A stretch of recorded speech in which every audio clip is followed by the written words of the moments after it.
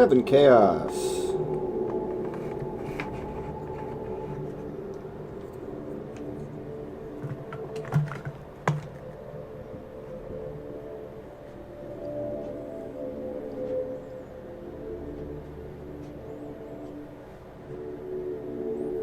Sorry if I'm giving you inertia. Much better. Alright, we've got the numbers up and running. We've got our little chats in all these places. YouTube, Discord, Skype.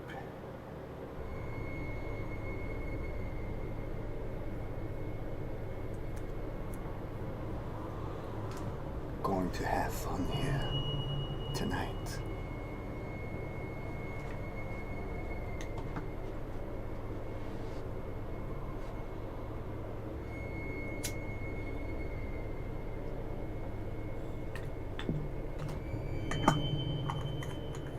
Is that music sexy? Is blah blah blah. Is that music sexy or what?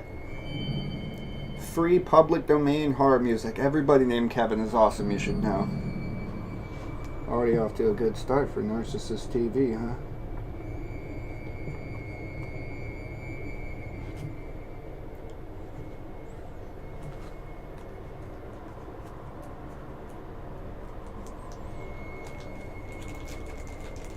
We don't officially start until 9, but feel free to text in or anything.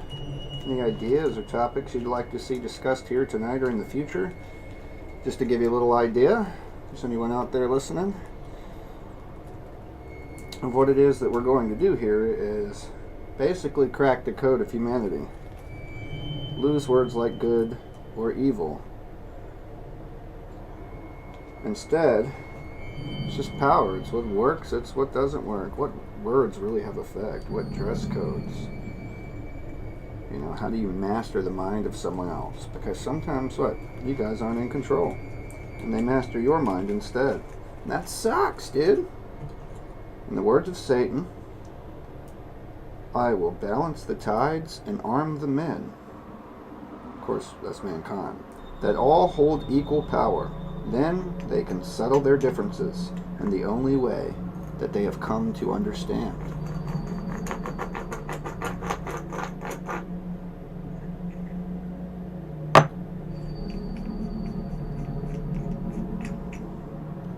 And unfortunately for them, usually that's chaos, the in-between.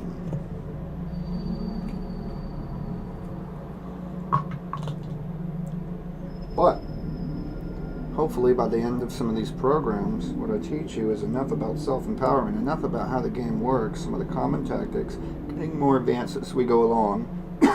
Pardon.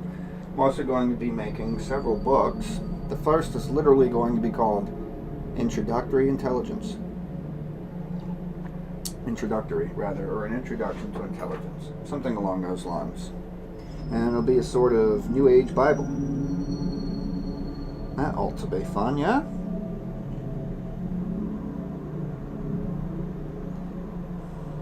Not much longer to wait now. Tick-tock, Kevin. Tick-tock. Tick-tock. Right? I think TikTok is IQ killer number 2 these days. Behind Facebook, probably. Because TikTok encourages people to make videos. Like, that's its sole way of doing things. So that means more dangerous stunts, more stupidity. I saw a video of a girl doing like this backflip cartwheel thing with a beer in her mouth, like a glass bottle. She could have broke out like all her teeth. Landing to do the splits after that, and then trying to drink the beer. It's asking for trouble. Showing up each other in literally trend. Seems ridiculous to me.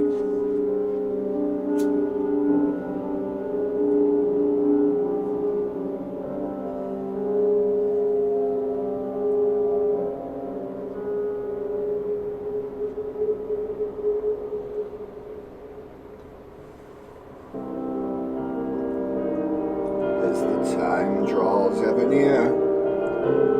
I claim the super weird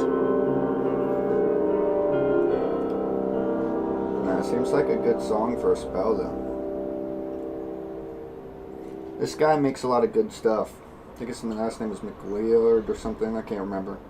But Google literally free public domain horror music, and he'll come right up. The second or third thing will be a playlist of a lot of good tunes.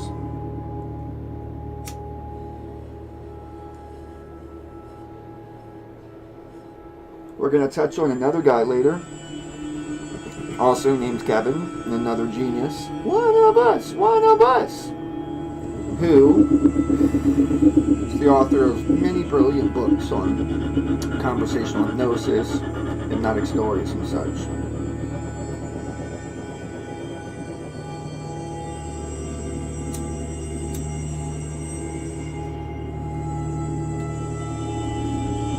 Now I'm booming. I'm ready to go. I've got like my 4th cup of instant coffee sitting here. Oh yeah. This show's gonna be epic. You're gonna learn some things. I'm gonna learn some things. We're all gonna have a great time. And I'll save the finale for last, because it is a real bang.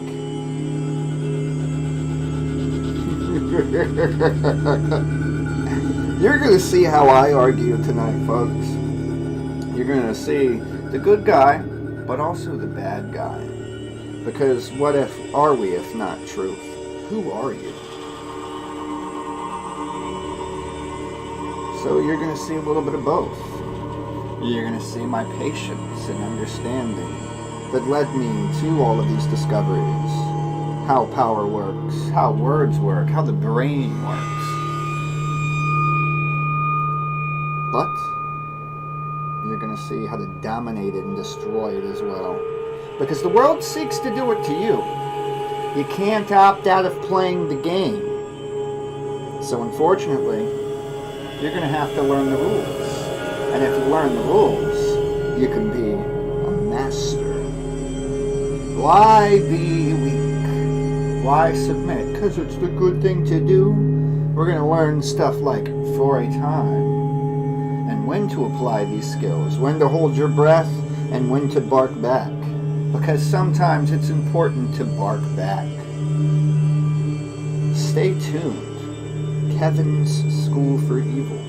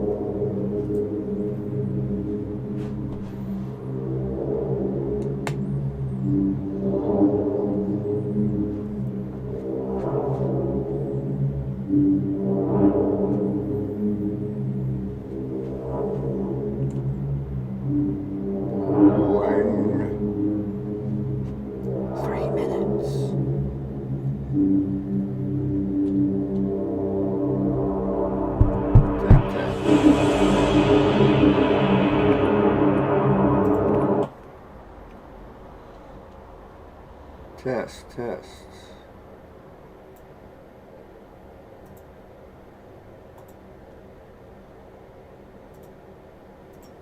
Ba-boom. Okay, I think I might have had that muted. Oh, nope. It's echoey right now, I bet. Alright.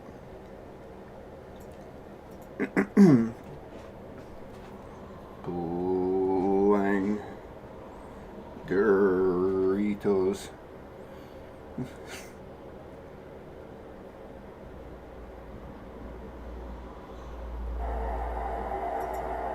Oh, nope. It's echoey right now, I bet. Alright.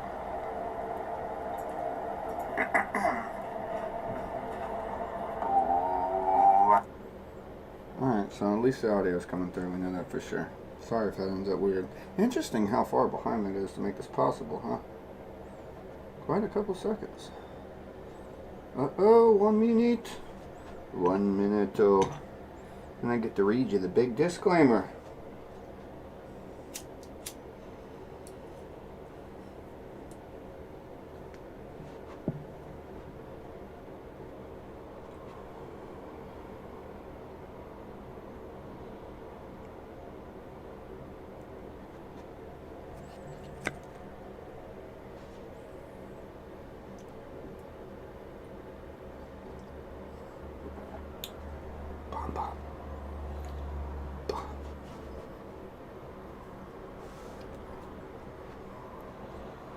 Welcome, everybody, to Kevin's School for Evil. Now, I have a little warning I have to give you here to make all of this work. So, with no further ado, I'm even going to put it on the screen. I typed it out.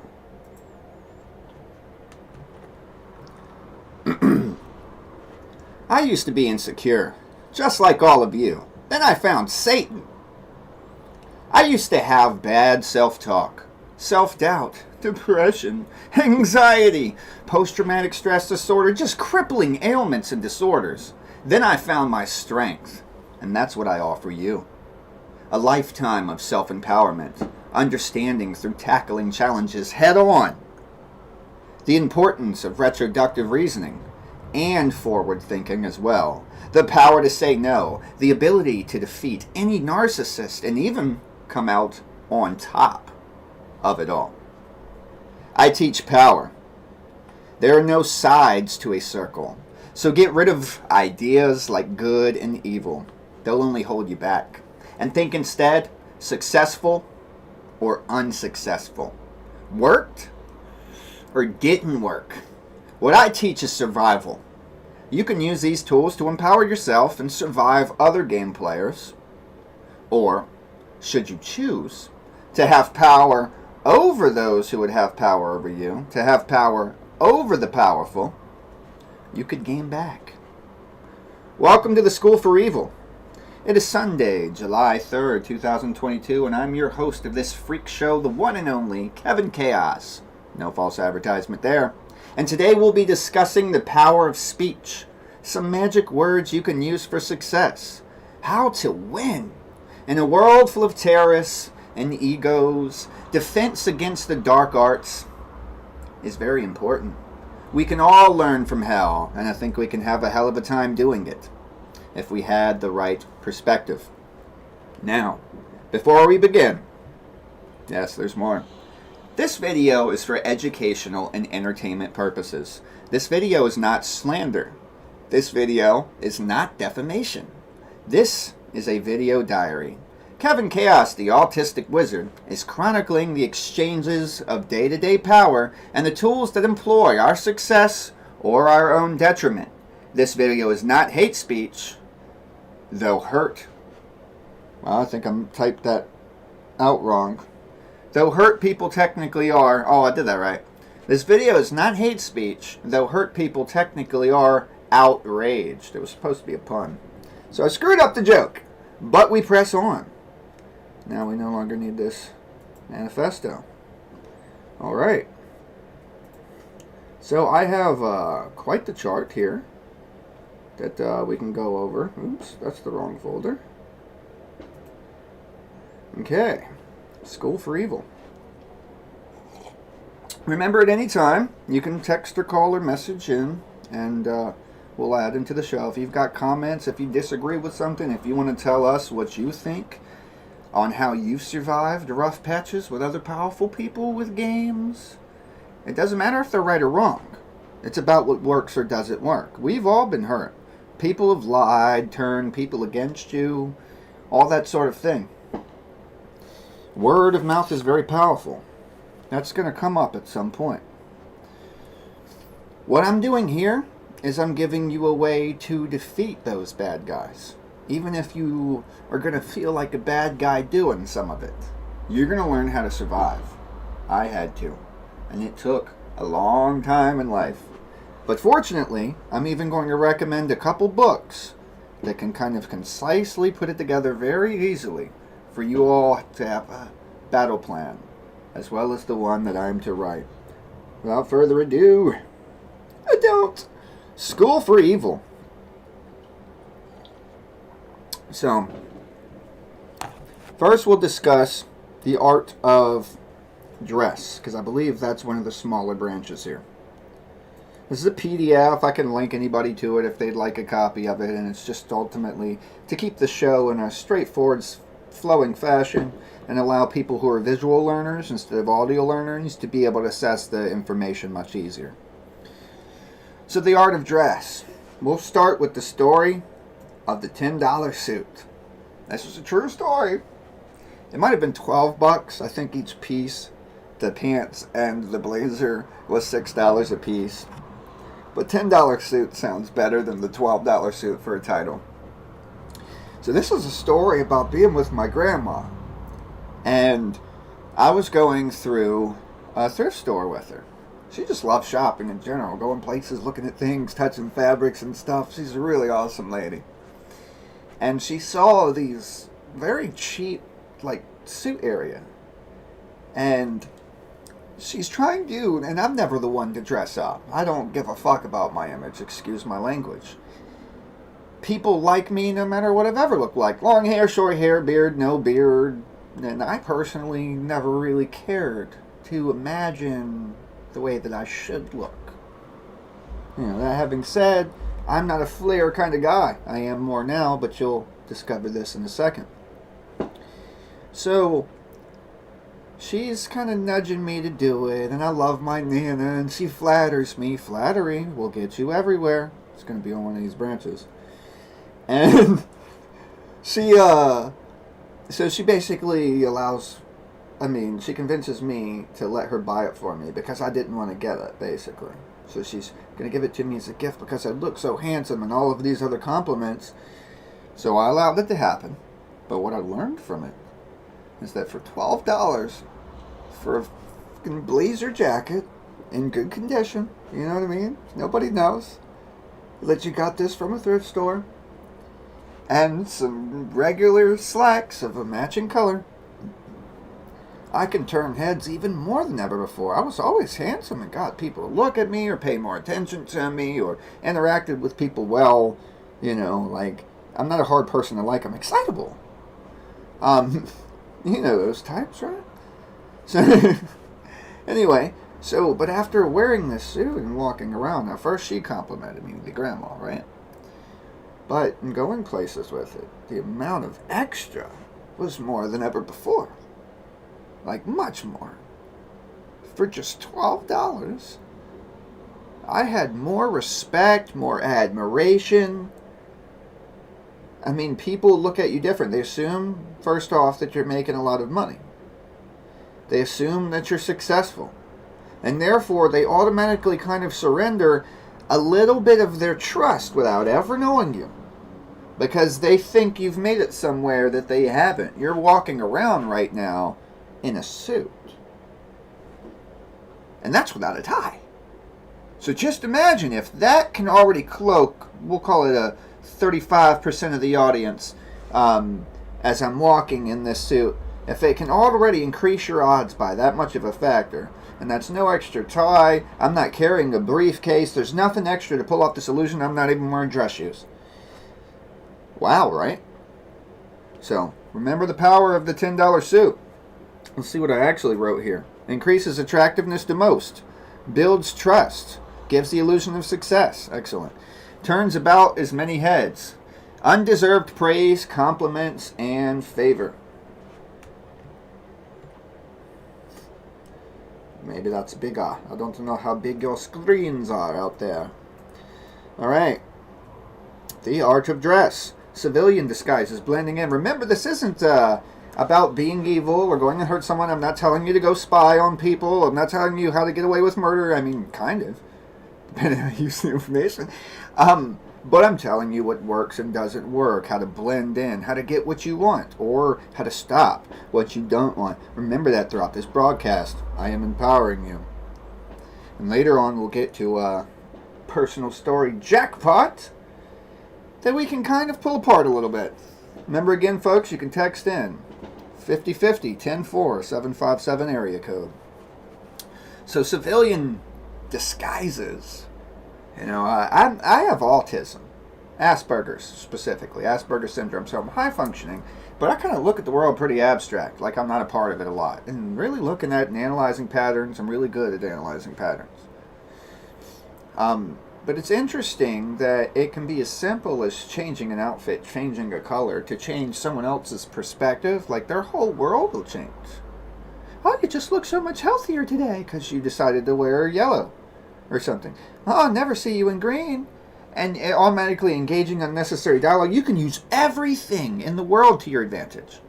The fact that that initiates even the most minute response is something that we can start to calculate and take into consideration. We now know that person A, imaginary human there, reacts in a certain way when we do this. And that means that person is not as in control as you are. That person's not a mental mastermind. That person is, like most, subconsciously navigating throughout the day, not thinking through, not strong willpower to really be making decisions, but led this way and that. And we're going to discuss some things about relationships here shortly. It's going to be fun. Okay. So, blending in, civilian disguises build expectations. They know what you tell them to see. Thought that would be really good wording there. They know what you tell them is one thing. You'll do shit, right? No. But they know what you tell them to see includes the outfit, the way I dress, whether I'm wearing a pentagram or a cross, whether it's part of goth or part of religion or something like that, etc. Be observant. Play the Sherlock Holmes games just to get an idea of how you should automatically, immediately, and for your own safety too. Concealed guns exist. All kinds of danger potentially exists in the world. Why don't you equally potentially be safe? So you should size up immediately, everybody. Why is that guy got a bulge there, etc. I'm not going to say I aim to dominate the world, but I aim to learn everything I can in this brain. That's always been my addiction. I'll never kill myself because knowledge is so infinite. It's going to take infinity lives to learn it all. And I love self-improvement. Not to be confused with home improvement. Alright, so the white hick disguise. I think I threw my jacket aside somewhere. But my white hick disguise is a jeans jacket. I'll walk around with this stuff, and I live in the ghetto. It's fucking awesome and hilarious. Not to stir too much shit, but testing it out, play with appearances.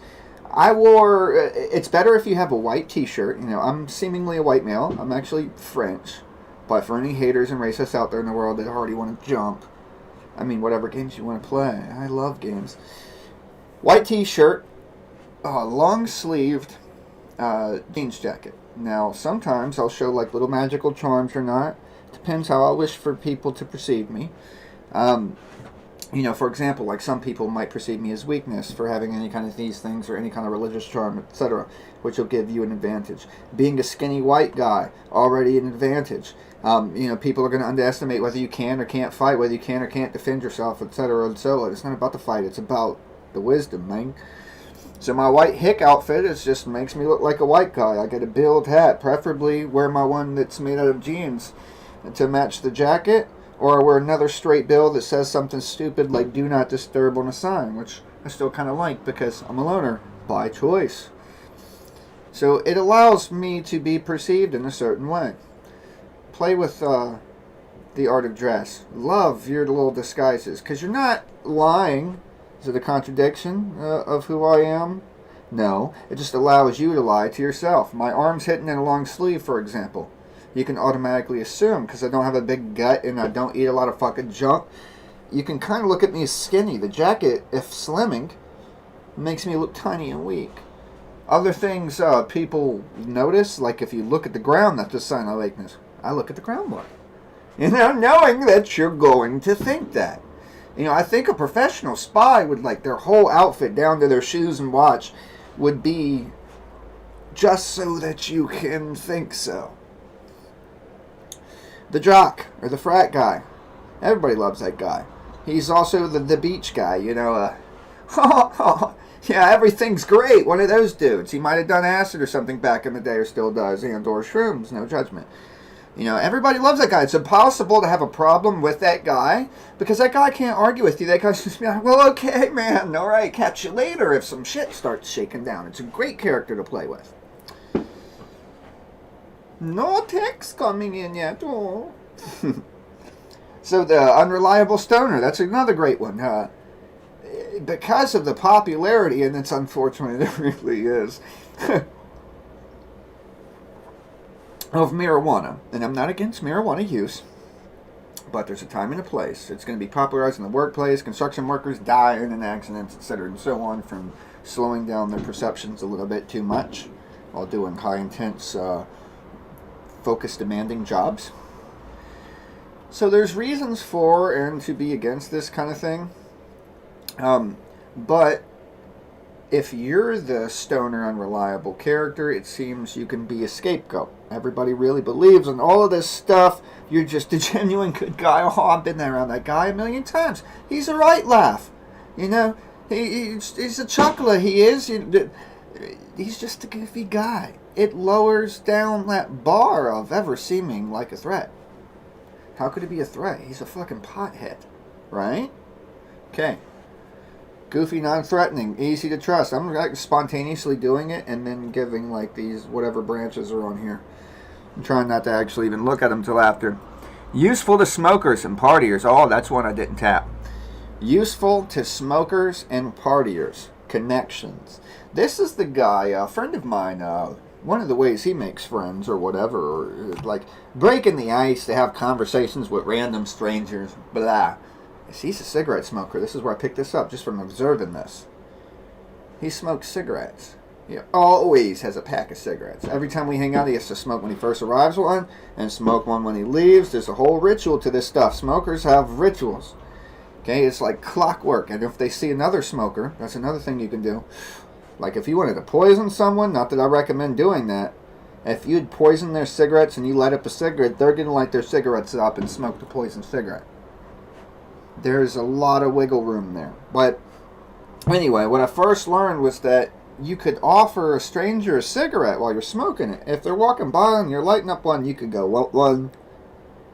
And that's like fucking weird, man. When I was a kid, I was all into the DARE, D-A-R-E, till I learned a lot of stuff about pot was a lie. But I literally won a bicycle.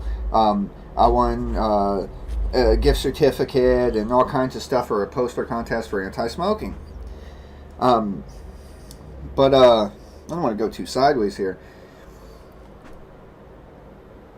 Useful to smokers, connections. It'll open doors. When you can be able to just offer that temptation, that's why that story came to mind.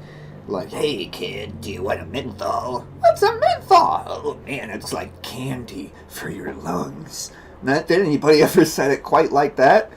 But, my mom was a chain smoker when I was growing up. And that shit, I'm suffocating and dying in the cars all the time and everything.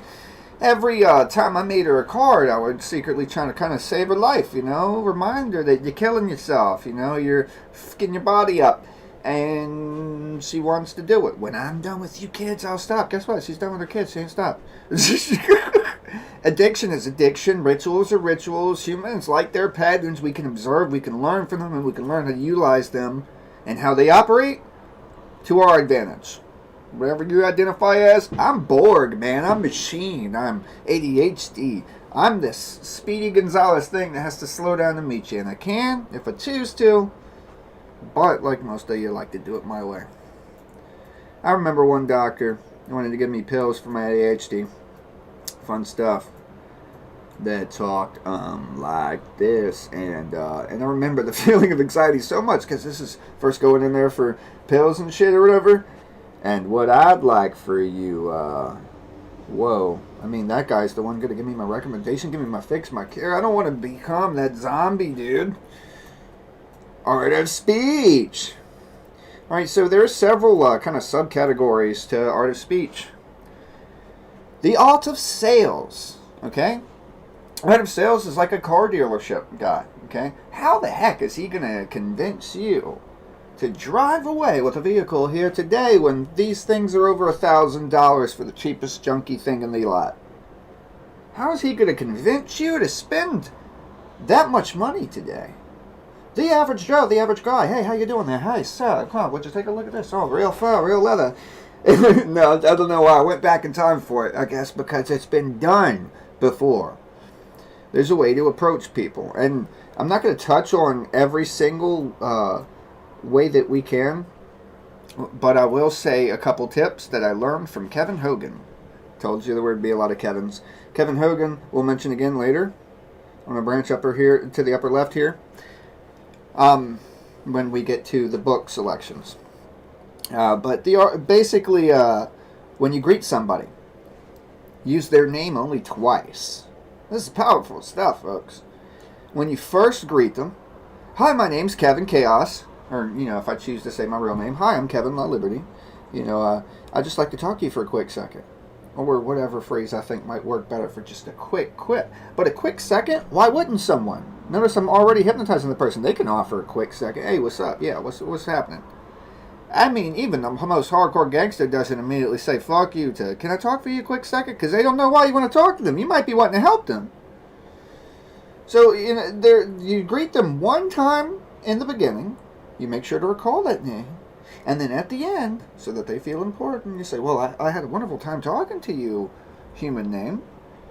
I'll see you around.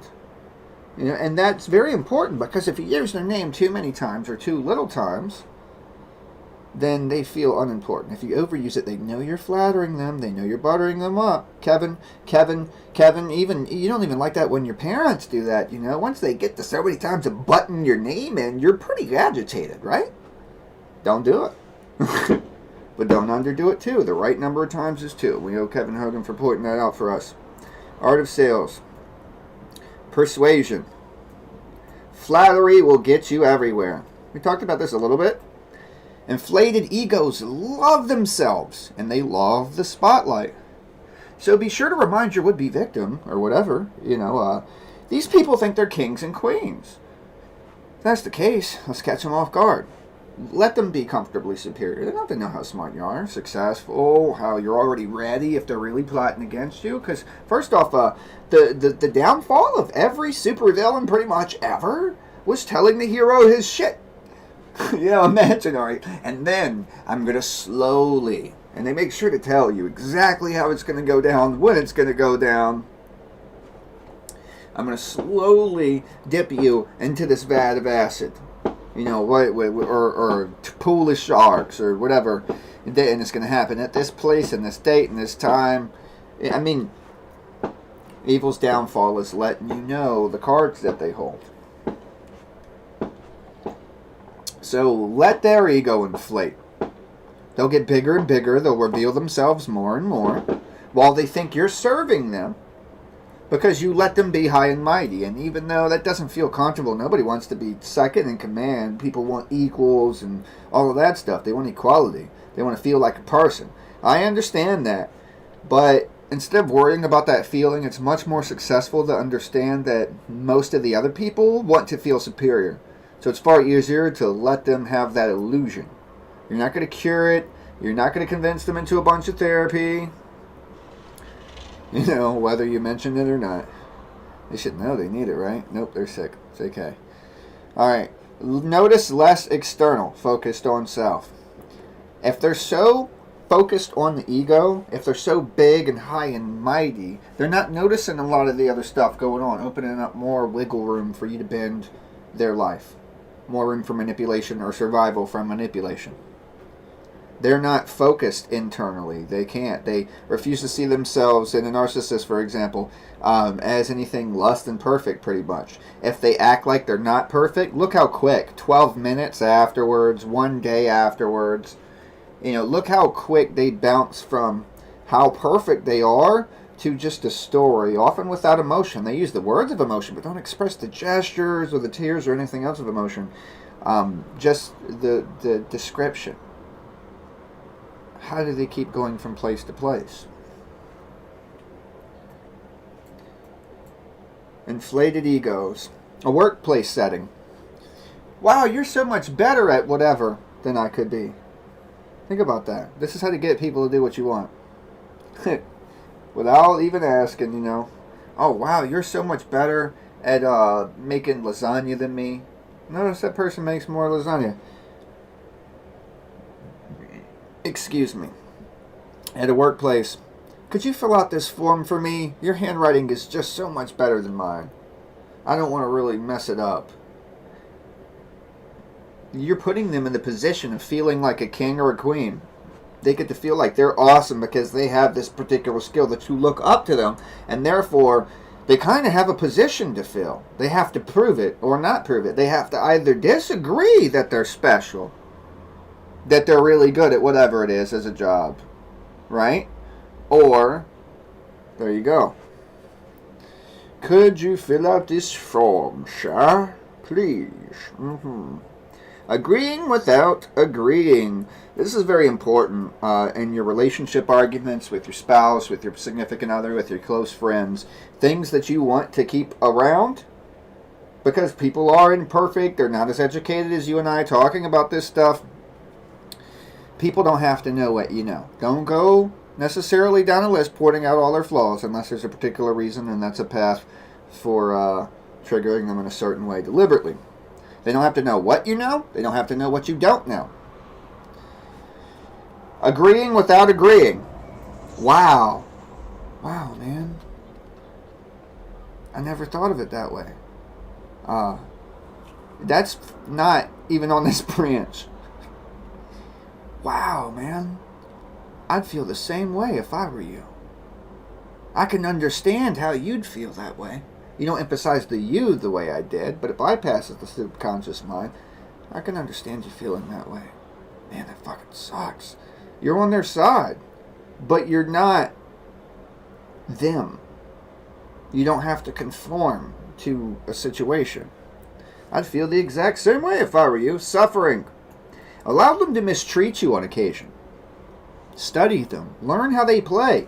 Conscious games or not, whether they're fucking with you on purpose or they're hurting you and doing destructive things by accident, it's important to still study and observe the patterns. We should all be mad scientists in our lives.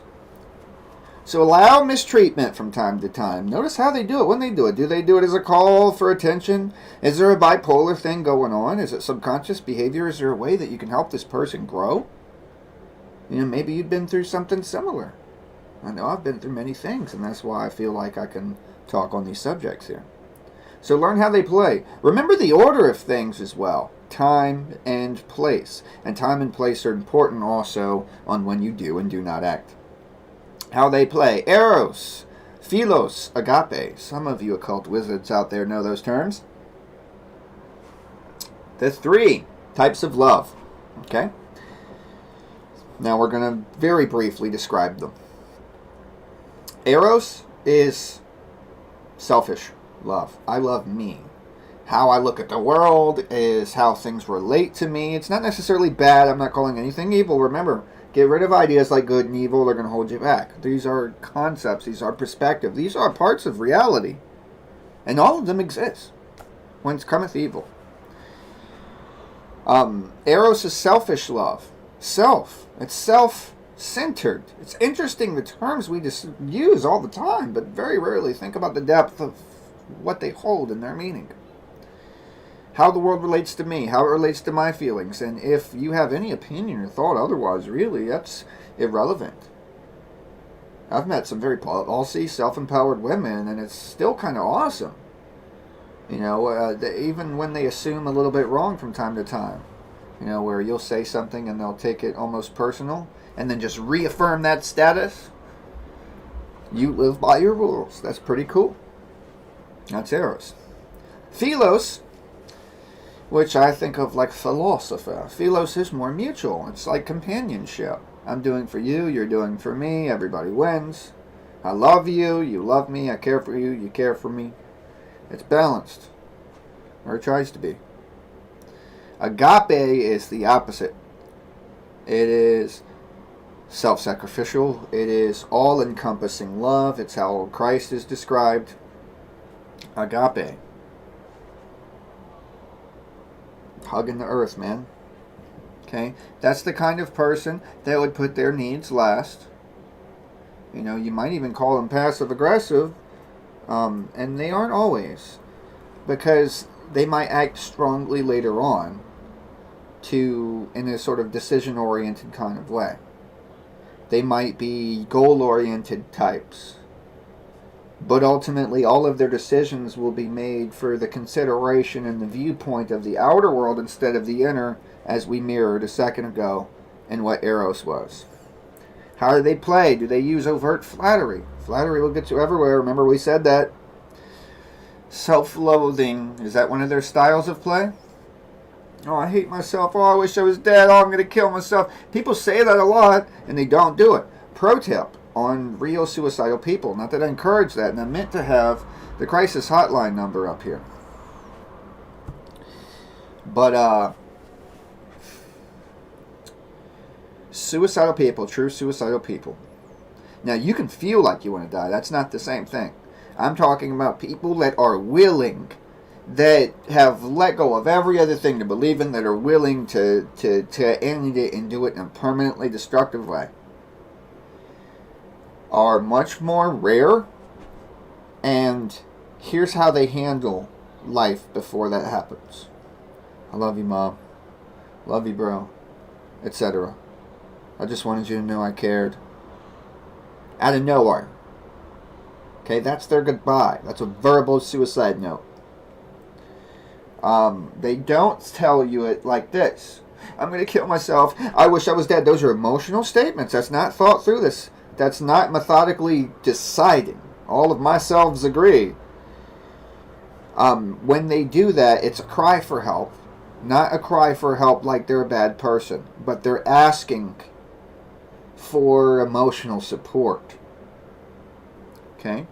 So I don't convert suicide, but some people will also use that as a tactic as well, and both are valid to be able to mention. Self-loathing, the poor me playing the victim.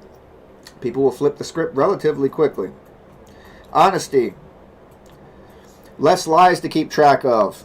It's a good strategy, honesty. Small, digestible stories to give people. Enormous credit is built on truth. You hear me say all the time, I never tell a lie. If you decode, lying is an appropriate tactic. It will work. I mean, if you decide, if you decide lying is an appropriate tactic later, it will work. Man, tongue twisting. You'd be surprised how well someone can deceive, speaking only truths. Humor is another tool you can use to master people. Obfuscates. Conversational hypnosis. They don't realize they're being hypnotized in a conversation or in a story. If there's all this humor, and they're laughing around with Beavis and Butthead, and they're laughing at Family Guy, whatever, and all this stuff, till recent days really, was less offensive and less of a concern. They could give you whatever message they want, killing babies, having with kids whatever they wanted because you're laughing around it, so you don't get to notice how the dominoes kind of tend to fall. Your mind kind of short circuits, turning left, turning right, down every 14-second or whatever, cutaway, etc. People do know the game of conversational hypnosis. A lot of your shows, American Horror Story, color therapy. It's a good time to mention this because we're going to discuss all of these in wider bodies in the future. Color therapy. You'll notice romantic movies are a much brighter hue. You'll notice horror movies are in tones of gray and blue. This is all very deliberate. They use sound therapy as well at the same time. Gamma waves, 40 hertz or higher usually, to induce paranoia, panic, anxiety in the background at a low volume in horror movies. Sometimes also at a louder volume, but disguised within ambient beats and stuff.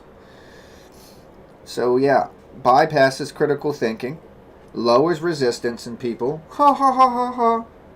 They don't know this. They're too busy laughing. Now I got your wallet and just pickpocketed you, etc. Opens doors to sarcasm and doublespeak. It allows you to kind of lie without lying in this manner too. Opening doors to sarcasm and doublespeak. So now you can say it in a joking way. So you can say the opposite of the truth, which is weird, humans, right? Jokes, sarcasm, we do the opposite of things. We're even focusing on opposite colors these days just because some people want to point it out that it exists. Some silly stuff. You can use all of it. They do. Who's they, Kevin? No comment. Spoken languages. That also includes being multilingual. It's going to help you. If you really want to master yourself in the world, it helps to have an ear. Nobody needs to know now with all the tools, the internet, the PDFs you can get, the books you can buy on the market, in stores without cameras, let's just add for fun. Nobody needs to know necessarily, again, what you know and don't know. So the more language you have and know, let's say you were kidnapped by a Russian dude, you hear them talk in the whole, or whoever, I'm not trying to be racist towards Russians. Point is a foreigner, and I'm speaking from the United States. You would be able to hear and know what they're doing, where they're dropping you off and different things like that, because you would be educated in their speech. We discussed neurolinguistic programming. Your influence is only limited by your understanding and the ability to express language. Another things that are useful these days that are their own kind of bodies of language is the occult. That's like spiritual things. The word occult means secret. The zodiac, even if for a game or for fun, everybody's into zodiacs and horoscopes. So to know that knowledge would allow you to will a person. You know their whole world. Oh my God, I'm all about crystals, etc. I actually enjoy those things personally, but it's a place of power.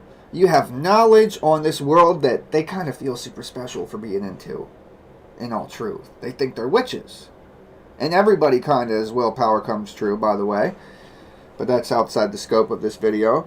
But that being said, with them having a title, I'm a high priest, a high priestess, a pope, or whatever, ego goes to people's heads. And if you can speak through the language of their categorical that they're obsessed on, it's going to help you go long ways. That's going to allow you to weave dreams as well. Weave desire and everything. Only mental limits, communications power, take it everywhere, spoken languages, tools of the trade, lockpicking, never be lost or stranded. Any lock under $80 in America takes one key. It's a lockpick. Bad landlords and creative tenants fix the problems very simply. Someone robbed you, rob them. Know the tools that run the world, computer coding and hacking. Forever useful and employed, should you choose to be employed. Even on the dark market, or legally. I speak as neutrally as possible. We remember that. Okay, so we've got some book recommendations, and we've got a girl that we're going to mention here. Save the best things for last. Yeah, skip over. Oh, clever tips. Pretend they're smart. You'll learn forward thinking. Maintaining ego means lower demands of you. They'll feel comfortable in their superior status. Pretend they're as or superiorly smart. In revenge, do what they do. It's not against the rules, right? Now, I wonder what order I should do this in. The books. Book recommendations. Shangzu, The Art of War. A Chinaman. I'm just playing. The Art of War is a brilliant book. It will teach you a lot about history. Darren Brown. Darren Brown is a mentalist. Darren Brown, anything on him. That's why I just gave him his own branch. It's just plain. Watch a couple of his videos on YouTube. He shows you the power, basically, that works on the majority of minds. And I've tried to tell people about this since I was a kid, that things aren't structured the way you think they're structured. And I'm supposedly the autistic one for being weird, noticing, and not wanting to fit into those patterns. You know, that's why, another thing. So, anyway, Darren Brown takes advantage of all of these arts. How to program your mind. He knows the tool. You may have noticed I did this. That would have subconsciously suggested to you a 3 if I were talking about mathematics, just from flashing it for a quick second, etc. He uses all of those things and more, touching people to subconsciously anchor a word in a person, or using visuals to do the same thing. He uses powerful techniques to use your subconscious against you. Is it possible to get somebody to kill against their own knowledge of it even happening? Yes, apparently. Could we get people to admit to crimes they never committed? Yes, apparently. And so on. Darren Brown. He has books and he has videos on YouTube. Religious texts are other things that will teach you power. How is it that they came to have power? What did the gods act like? What did they say? What did they do? And when they weren't blowing stuff up with superpowers or whatever, you know, what were their threats? How were their words? You can study history, both fantasy and reality, no matter what you believe is which. And you can learn how they came to power. How was the control implemented? Another Kevin Hogan, as I mentioned, made books like The Art of Persuasion, Jedi Mind Tricks. He made several books. He also has a YouTube channel with some videos that'll get you started on what covert hypnosis is, what conversational hypnosis is. He doesn't use the term neurolinguistic programming, but that's the same thing.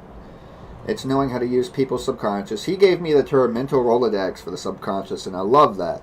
How people have to go through a list of memories in their mind of who they kind of answer to in their head, their moms, how they check their feelings, an acute attention to detail of the subconscious. He taught me don't use the word no, although don't has no in it, because the subconscious mind immediately passes it, and I'll give you my own example. No smoking. You heard smoking if you're a smoker, usually. No smoking. That was the joke on Family Guy without really having an explanation in the show. Smoke, smoke. Are you smoking yet? There was a reason. They're all hip to this stuff. There's a reason why they're successful. He taught me people hate choices and gave us a story about someone with a jelly stand. 2 jelly stands in a store that a test was done. And the stand with like 7 jellies or whatever sold like 10 times as much stuff as the one with 30 jellies. Something like that. People don't like choices. They want to be kind of leaned into a choice but still feel like they're in control, basically.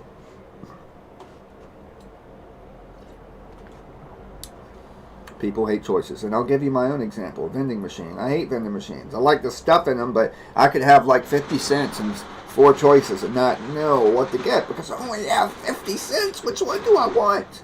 I only get to make this decision once. I can't put the food back into the machine. People don't like choices. They just like the feeling of being in control of the choices happening around them. So now we move on to my absolute favorite, the biggest book suggestion. It will save your life. When I read this text, I immediately woke up to a horribly narcissistic, manipulative woman who would later, even one day, have me sexually assaulted. And I won't go into the details there, but yes, it is possible. Yes, it did happen. But everything that this person could have done, everything that these evil types, their strategies, can kind of be summarized in this one book, The 48 Laws of Power. It covers historical examples, how people rose to the status that they were. But we're not going to cover, obviously, an entire book, but we're going to go through just the title of each law, and I'm going to, in 1 or 2 sentences, describe an expansion to it if it isn't already so self-explanatory. Now, when you hear this, what do they call it? Trigger warning. I have to do it now, right? When you hear this, it might sound kind of evil. This is the school for evil. We're teaching you self-empowerment. No more lazing around. No more being hurt. Those days should be over. We're all growing up. Look, I'm getting a beard. When you look in the mirror and you watch yourself age and you see you're ever repeating in a circle, you're back to where you began. Don't you want to break that cycle? Don't you want to defeat all of these oppressors that are keeping you down? Learn the language and the tools and how they help to keep you stuck so that you don't have to be stuck. Well, that's what I'm offering you. That's also what this book will kind of teach you in a really long way. But we're going to discuss right now the 48 laws. Number 1, never outshine the master. This is very important. The master is whoever.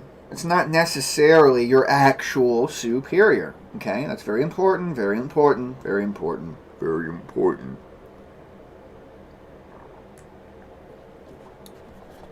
It's not necessarily your superior. What the master is somebody who wants to feel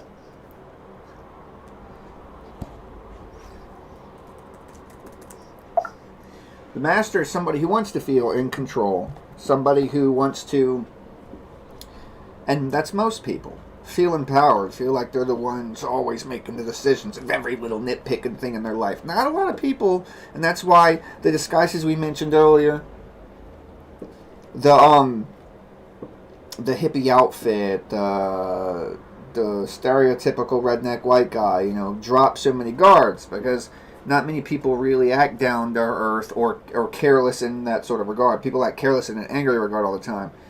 People like to feel like they're masters, is my point. By allowing them to feel comfortably superior, as we mentioned earlier, things are going to be much easier for you. If you really do not like someone and want to stab them in the back because you felt that they stabbed you in the back, hell yeah, 48 laws of power. If you really want to stab someone in the back or hurt them back for hurting you, the best way to do it is that they don't know it's coming. And that means letting them feel like they've won every now and then. So, one of the pieces of advice I can give you is to make harmless mistakes. Ask for their help every now and then on things that don't matter. That inflate that ego and let them feel so super special and better than you. Wow, this person's weak. Oh, wow, this person is bipolar. They think you're the weak one. Just because every now and then you let them be the strong one. You can use that to your advantage. You rarely want to be better than them. You can claim pride in your work, which is how I kind of do in between, instead of superiority status. That's the best way. I'm good at this. I have a great memory. This is what I'm good at because, not you're beneath me or I'm better than you because you don't have these qualities. I think one of the quotes in the book put it to say, keep an iron fist in a velvet glove. And I believe it was a Napoleon quote. 48 laws. Someone's on board in these comments. Never put too much trust in friends. Know how to use enemies. Should be pretty easy to know. There's no bad guy. Bad publicity ain't a bad publicity. What a great tongue twister. Bad publicity is not a bad thing. How did ICP rise to power? Hate, disgust, white redneck trailer trash, this, that, scum of the earth, homeless, scrubbing, and like Jeff Foxworthy, though, they kind of turned it into self-empowerment. They used your hate. They got rich off of it. Howard Stern, how did he rise? The same thing. There was a movie he had made of his life, Private Parts, great name for a documentary, that spoke of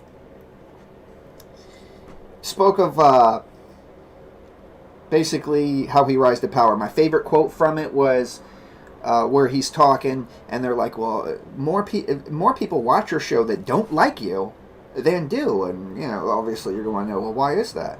And the answer to both people, like, why do you watch Howard Stern? To the haters is, I wanted to know what he would say next. They tuned in, just like we do to American Horror Story and such. People like darkness. They just don't want to believe they're the darkness. when they take that form. Darkness, evil, self-empowerment, ego. 3, conceal your intentions. Oh, let me add to the know how to use enemies, infiltrating friend circles. Because you're the nice guy, because you're following all of these rules, because you're the nobleman acting in proper code, you know, you can't ever really be the bad guy. It's just an accusation, right? You can use the connections even through the person you're battling. Their friends, their peers. I've known many a snake against me to try to get everybody else to come and attack you because they're out of ideas, to soil your name and public image, which is why one coming up will say, court attention at all costs. You got to shut that stuff down. Always say less than necessary. The simple version of that is when you continue to talk, you continue to accidentally bump yourself up in the ego, you get overconfident. You know what you're talking about. You're the one in control. You're the one giving the story. You're the one giving and they're taking and they're listening. Or they wouldn't be there, right? So you'll rise yourself up in the ego, and the more that you rise up in the ego, the more likely you are to make a mistake and break one of these rules of power. You know, you're going to say something that gives them a little too much, a little bit of an idea of your plans, a little something that was borderline. For example, this whole show is borderline illegal. I just haven't got to the fun part yet. It's not illegal, but no one's going to like it, no person in particular. Court attend. Yep, these two right here. So much depends on reputation. Guard it with your life. There's a person that we'll be discussing that really didn't want her name dropped in the show, but everything that I'm using is public source. They're public pictures. They're public posts. And after this person harmed me, I'm not really concerned about what their wishes are from me. I deserve some love and some healing too, right? Court attention at all costs. Yep. Yeah. Please don't. I've worked so hard. It's going to get better. Wait for it. Get others to do the work for you, but to always take the credit. That's a CEO tip. Basically, the more that people are volunteering, like I mentioned, could you sign this paperwork for me or whatever? Could you do this for me? So you're just so much better at it.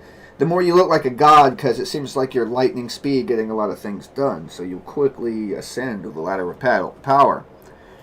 Make others come to you. Use bait as necessary. This is why the mobster threatens the kids and stuff like that. Again, like the woman fearing her job in the upcoming story, which is not my intent for sharing this information, to be perfectly clear. We're just going to analyze these situations and how we got from A to B for all of us.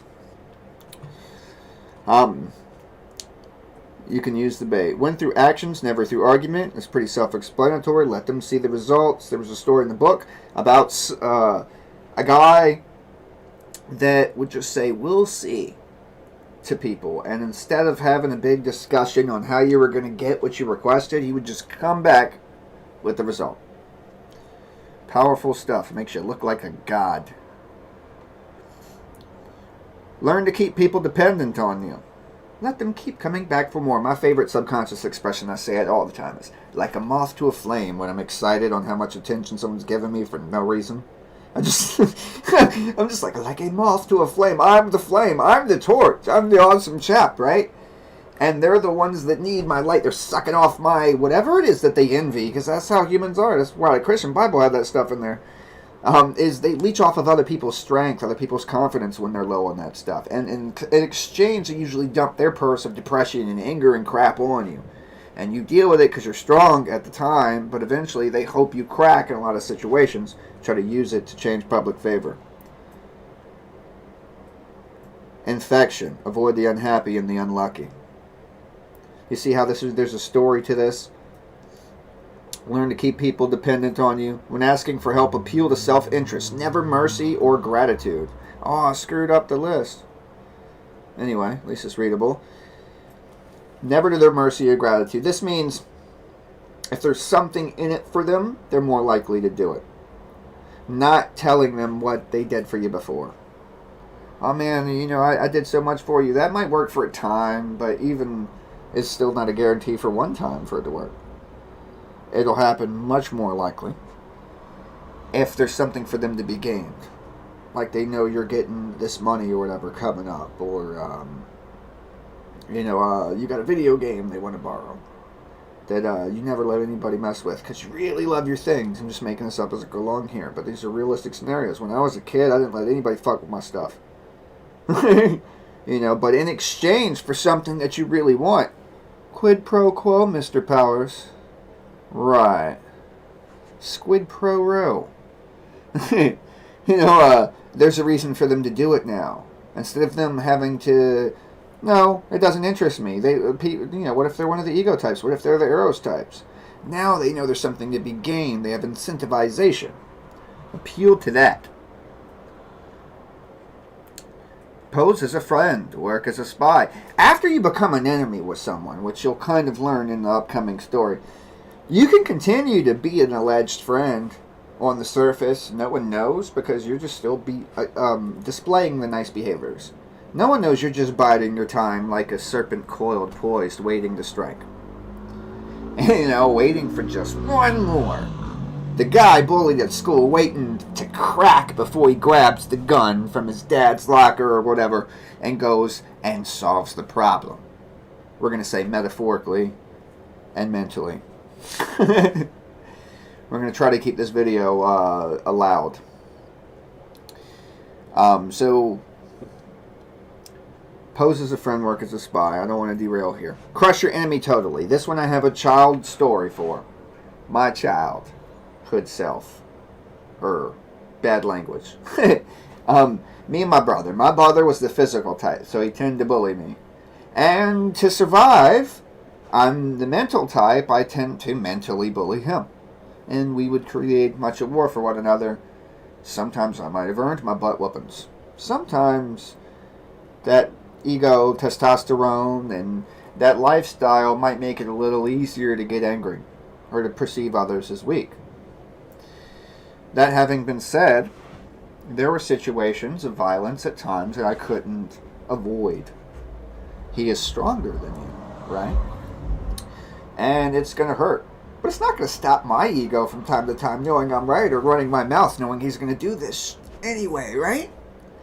You know, so we're learning, you know, only say less than necessary. We covered. But I was a kid, right?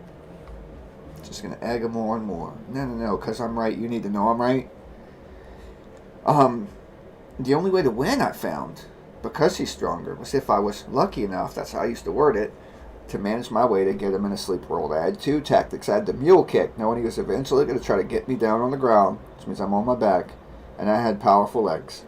So I would just kind of kick him across the room, and anytime he came near, and he hated it, it pissed him off. I'm laying on my back like, you know, but with my legs, flipping him over the TV, a big-ass old-school TV set, etc. But here's the thing. If you put him in the sleeper hold, say, this is all direct here, if you put him in the sleeper hold, okay, I give up, tap out, whatever. You know, they're going to try to convince you that they give up. But you're going to see in one of these rules, turn submission into power. That's something he does naturally. The illusion that he's going to stop trying to fight me. I don't want to fight. You know, look, I got lucky enough to get this far.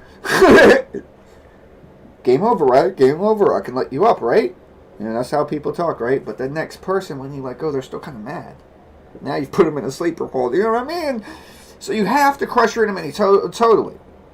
They will get back up. They will still be mad at you. There's a reason why they came at you in the first place. They're not this structured person we're trying to be here. They're emotionally led, and they're fucking pissed, and they want you hurt. And now you just hurt them more and basically gave them an ultimatum? You know what I'm saying? So you have to crush your enemy totally. I should have, didn't. Kept going until he passed out. The fight would have been over. Left. And he would have learned, well, hey, okay, he actually can stand up for himself. He knows how to maneuver this or whatever. And maybe been impressed that I knew a fight move or something. We were young, right? But you get the point. Keep others in suspended terror. Terror. George W. Bush's favorite word to throw around. Terror. Twat. The war against terror.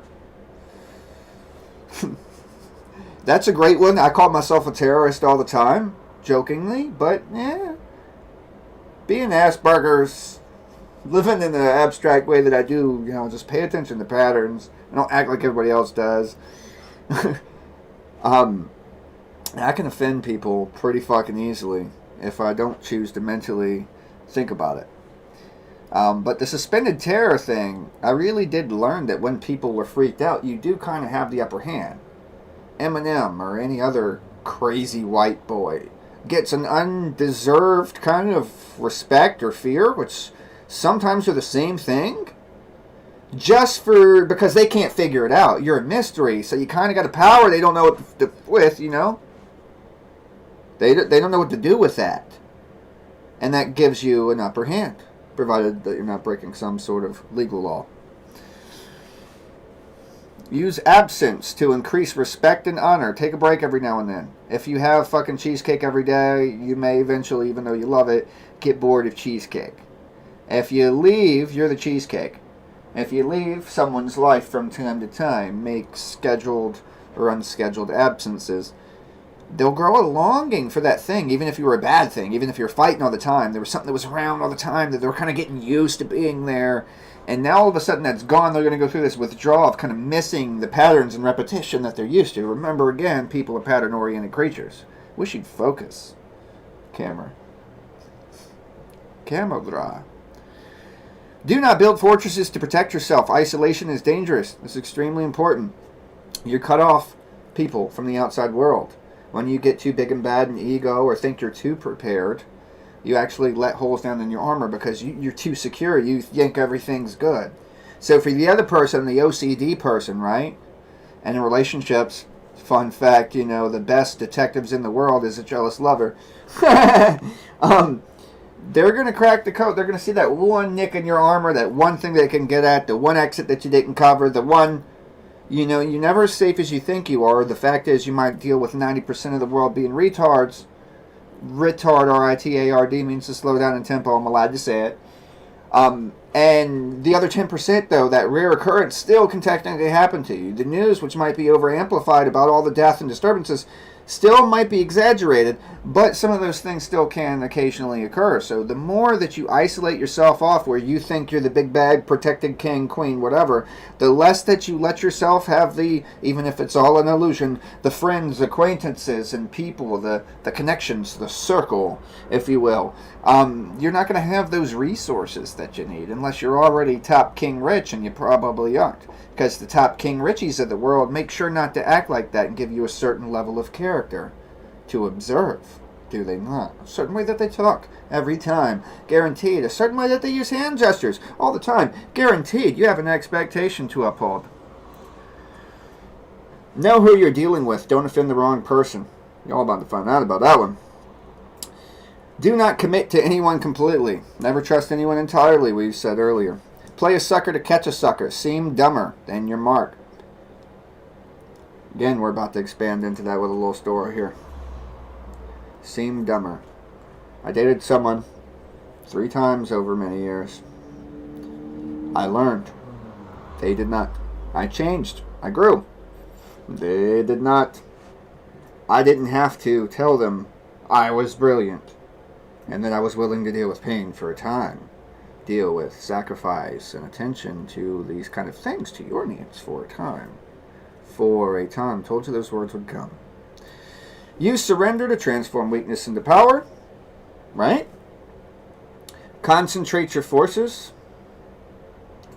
Basically, to me, concentrate your forces says when you're finally ready to strike, don't be willy-nilly. Don't be hopping the fence. Don't keep, I love you, I hate you. God damn, I'm trying to give you my all. You know what? Fuck you. You can't keep doing that. You're the one going in circles then. And that's because of that other person that they continue to influence in that. You need to be the one that has the willpower to break that cycle. When you decide, another Satan quote, love or hate with all of your heart, but whatever you do, do it with all of your heart. Play the perfect courtier. Hi, how are you doing? My name is Kevin. Oh my gosh, you look amazing. Ooh, I love that dress. Where'd you get, you know, like if I was a girl, I could say, where'd you get that? Or nowadays, I guess I could be whatever gender I want. But the courtier's thinking of you. He's talking about you. He's not, she's not, it's not, whatever's not. Bragging about their own glamour, but you can feel free to ask. And they might expand a little bit occasionally just to show vulnerability. For example, a church leader had told me that he's killed people and just got out of prison and started up this church group. So, is it a scam? He let me know he used to rob old ladies of their jewelry. And other things. But the goal of telling me these things was so that I'd drop my guard and you could consider him reformed, which also will tie into the story I'll give you from my personal life here shortly.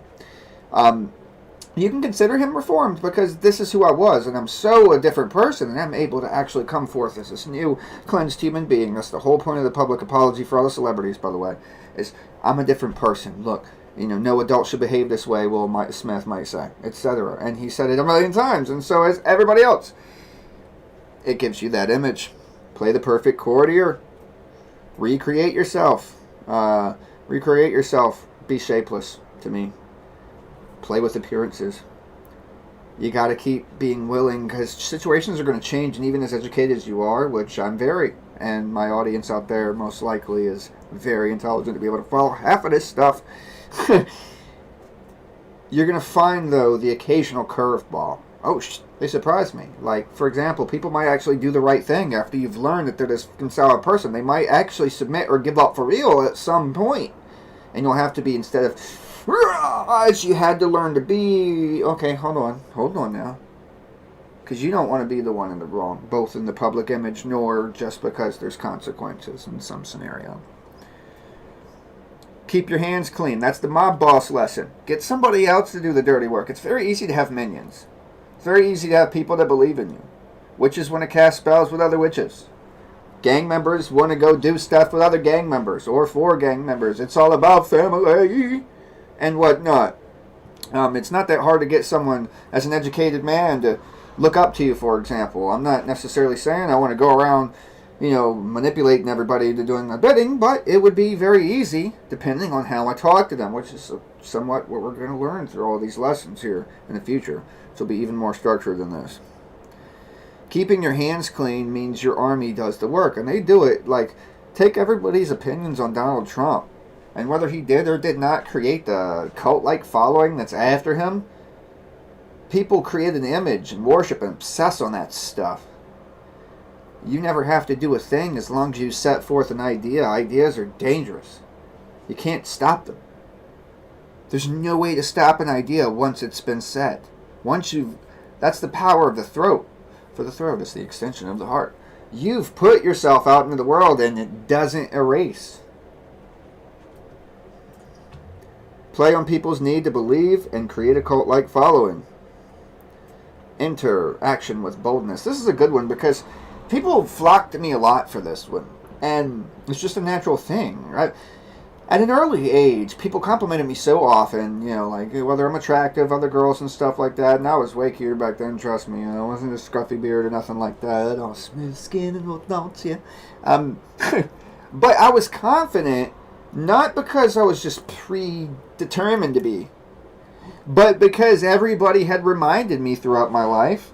Now, a lot of people try to troll and joke and hate, but I chose to focus on the other half that equally happened, if you observe the data.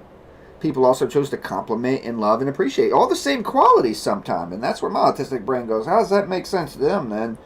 Maybe I'll just believe this one. Which is that I am handsome, I am attractive, etc. So I learned that I'm not a bad guy, even though the world might from time to time perceive you as a bad guy, or joke as if you're a bad guy, or whatever, the world's destructive. But if you enter action with boldness, if you're confident, like a moth to a flame, people are attracted to that. This guy's willing to say what he wouldn't. That's another tactic that Trump did, is he's willing to talk about stuff that isn't appropriate to talk about, or do things that's never been done. So we're going to flock to that charisma, that dynamism, to be out there. Introverts get a lot of attention in similar ways because they dress out there. And it wants to draw the eye in, the curious allure, to want to understand what's going on here. They want to give you more attention now. Plan all the way to the end. I've always said, whatever you've decided you want with me, and I've always asked for terms in advance in a way. Are we friends? Are we foes? What is it you're exactly looking for here? Because I don't bother and I don't need more friends. Sometimes I'll have that conversation. But seriously, actually, if someone ends up against you, I call it contingencies on contingencies. Literally. Backup plans on backup plans on backup plans. There's 1,000,001 ways you could go sideways. You could decide literally to contradict yourself from your regular scheduling just because what you're doing ain't working. We don't know how bipolar you are or whatever, or on a whim, just to see if it works. So we have to be ready for everything as a forward thinker. Janus is described in the 48 Laws of Power with, and it's a great depiction. One head looking to the future to always think ahead. One head looking to the past. You've seen this in the Chronicles of Riddick with that sweet-ass mask. You've seen it with the clown mask in American Horror Story. We're hip to this stuff. Now you can be too. Kevin's School for Evil. One looks to the future to prepare for the future. Not to just get obsessively lost on dreams, but to build towards those dreams that the present looking you can literally brick by brick, Masons, all this glamour and nonsense, build toward that desire, the present becoming the future, and from the past, learn from what we've been through. Learn from mistakes that we've made, not to obsess on them that we're some horrible person. In fact, I used to write inspirational pieces. A lot of my schoolwork, even in English, was to help other people out going through emotional problems. As a Cancer sign, see, that zodiac helpful, isn't it? I'm very emotionally vulnerable. Back then, way much more so. You know, when you feel if you're water, right? Oh. I'm stopping myself, as you can tell, because I can't have this go too long. I wanted to keep it under 2 hours, and we're making great progress. Because there's one more chapter to this. Make your accomplishments seem effortless. Very fucking simple. That's right, son. Just like that. I'm awesome, dog. You know. Oh yeah, of course I win every game of pool I ever played. Nobody ever beat me. Obviously, there's a level to apply that, so don't take that too literal. But when you do a good job, even if it was the first time, like a fluke, nobody knows that. Again, no one knows what you know and don't know. They know what you tell them. They know what you display and assume. So if you make it seem like, oh, that shit was nothing. Like, you could have been working a regular average day job. You could have been wearing the $12 suit, right? You could have taken a girl on an expensive date that required a substantial amount of funds, but you could have had the attitude that it was nothing and forever had this implant in their mind, if you will, that you're a person with it all put together. Well, they likely are a person, since they're looking in the outer world for love instead of in themselves. They likely don't have it all put together, and for a time they might want to leech off of your attention or leech off of your dates or expensive food or what have you. Make your accomplishments seem effortless, though. You'll always get that attention. Control the options. Get others to play with the cards that you deal. I love giving ultimatums. You're going to make a decision, and ultimately you're going to make the decision, because I'm a conversational hypnotist, that I've decided for you already. When I've finally decided, okay, I'm going to fight back, and I am smarter than you. No more submission, no more telling you, discussing how we should repair things.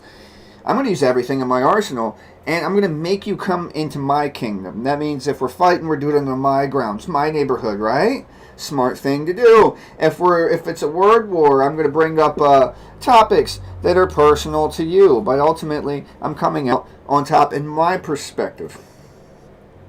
When I lure you in, it's going to be like, let's see, how should I put this?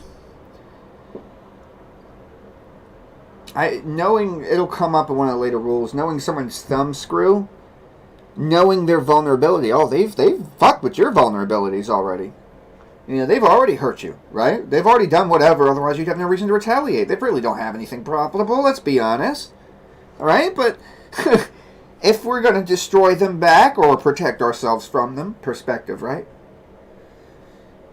You got to deal them a list of options. You don't go into their unfamiliar turf. It's been clear that they can be a threat. You're isolating the threat. You're getting them to come to your domain. Here are the options available. For example, the following conversation after this 48th law is read, and we're almost there. And I do have a phone call, which I don't know if I need to include, but I have the right to.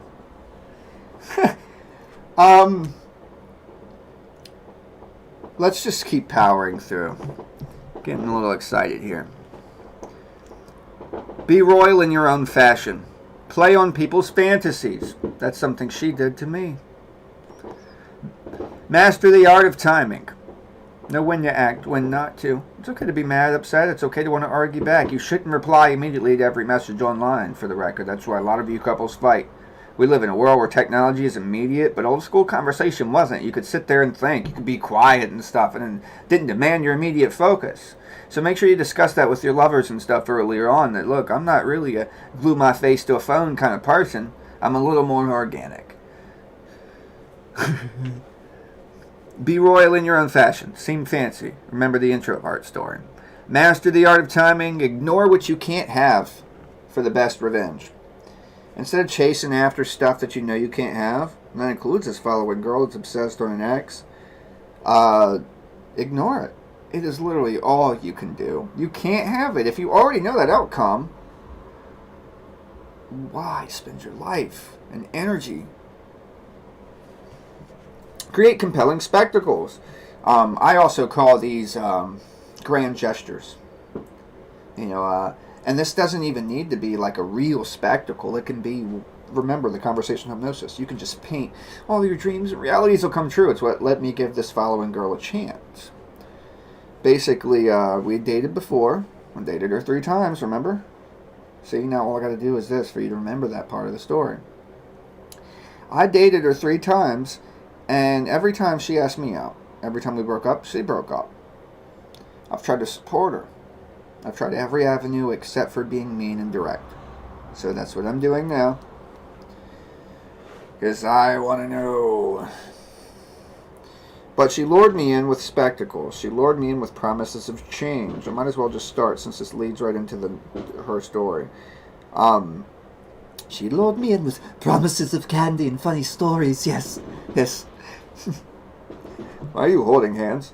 Alright, basically she used to be, allegedly, right? No, she was an alcoholic.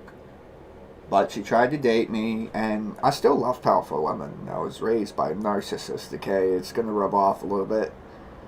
No pun intended, before you all say some dumb shit. But, so I like ego and strength to a point, but you're supposed to remember we're on a team. And she was an alcoholic and a partier, and it didn't work out. She overreacted to the fact that I posted a Facebook post. It didn't even have her name. She said everybody was going to assume that it's us. It ain't rocket science. Rah, rah, rah. Way overreacted, and it felt betrayed. Okay?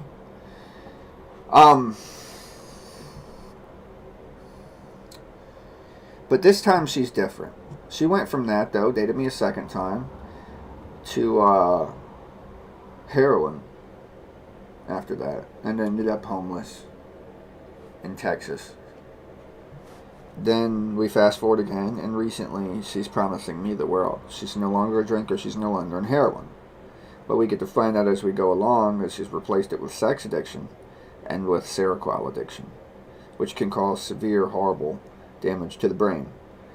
She let me know that she takes 5 pills, 5 of them at once, and I believe they're all 100 milligrams, just to avoid her self-described best friend.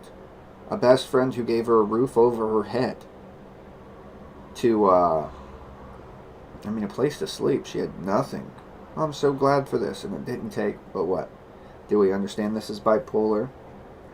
We need to understand the trust and abandonment issues. Remember, I said the show is going to kind of try to dissect stories. It isn't just about throwing some at somebody. Which all of these things would come to be true. There are abandonment issues. There is like the pining for the future. The man that she can't have, her best friend. Even after breaking up with me. Literally. 1 day later. She's engaged. Okay, so you're not always the bad guy that these roaring giants are at. Don't let their little emotional games and stuff, their claws sink and then take, because you care about them too much. Remember, infection, avoid the unhappy and the unlucky. I'm going to dive a little bit into the storytelling of this, but I'm going to try to keep it as respectful as I can, even though the woman stabbed me every chance she got. Stir up loose waters to catch fish. This one's great. This one's like basically gaslighting. It's saying something that you know get a reaction, or making friends with one of their friends, or any other thing that's going to literally create an unexpected boop. Oh, I didn't know he was going to do that, and now I have to do this. You catch them off guard. It's also using their friends to their advantage, It's bringing up old wounds and stuff, like diving into the past. It allows them to see where they're still secure and what they're going to overreact to. Think as you like, but behave as the others do. Despise the free lunch. I don't really like favors. I don't like people doing things for me. Now, me, because I'm Asperger since a young age, before I really had anything of my own, I didn't want you doing anything because I felt like I couldn't do as much for you, even if it didn't bother you. Even if it was small, I really didn't like it because I couldn't do it for you. So it's already kind of ingrained in me, but by not wanting to accept the free gift, no one can ever come back later and say, well, I did all this for you, and try to coerce you into a favor. As one person did to me, it's like, I gave you weed a couple times or something, it's like, to be nice, though, you said so. You visited me to hang out or something, and whether you chose to use gas money or anything like that or not, I didn't have it. You knew I didn't have it. You're the one who wanted to come this way. The whole bit, I deal with people where they're at. But then that person would come back and say, well, that's why you should send me $50. Which at the time, I would have done just because. But I didn't have at the time that they wanted to be so demanding. But the point is that they can come back later because they gave you some free lunch. They gave you a few favors, and now later they can try to cash in. It's like a Faustian covenant.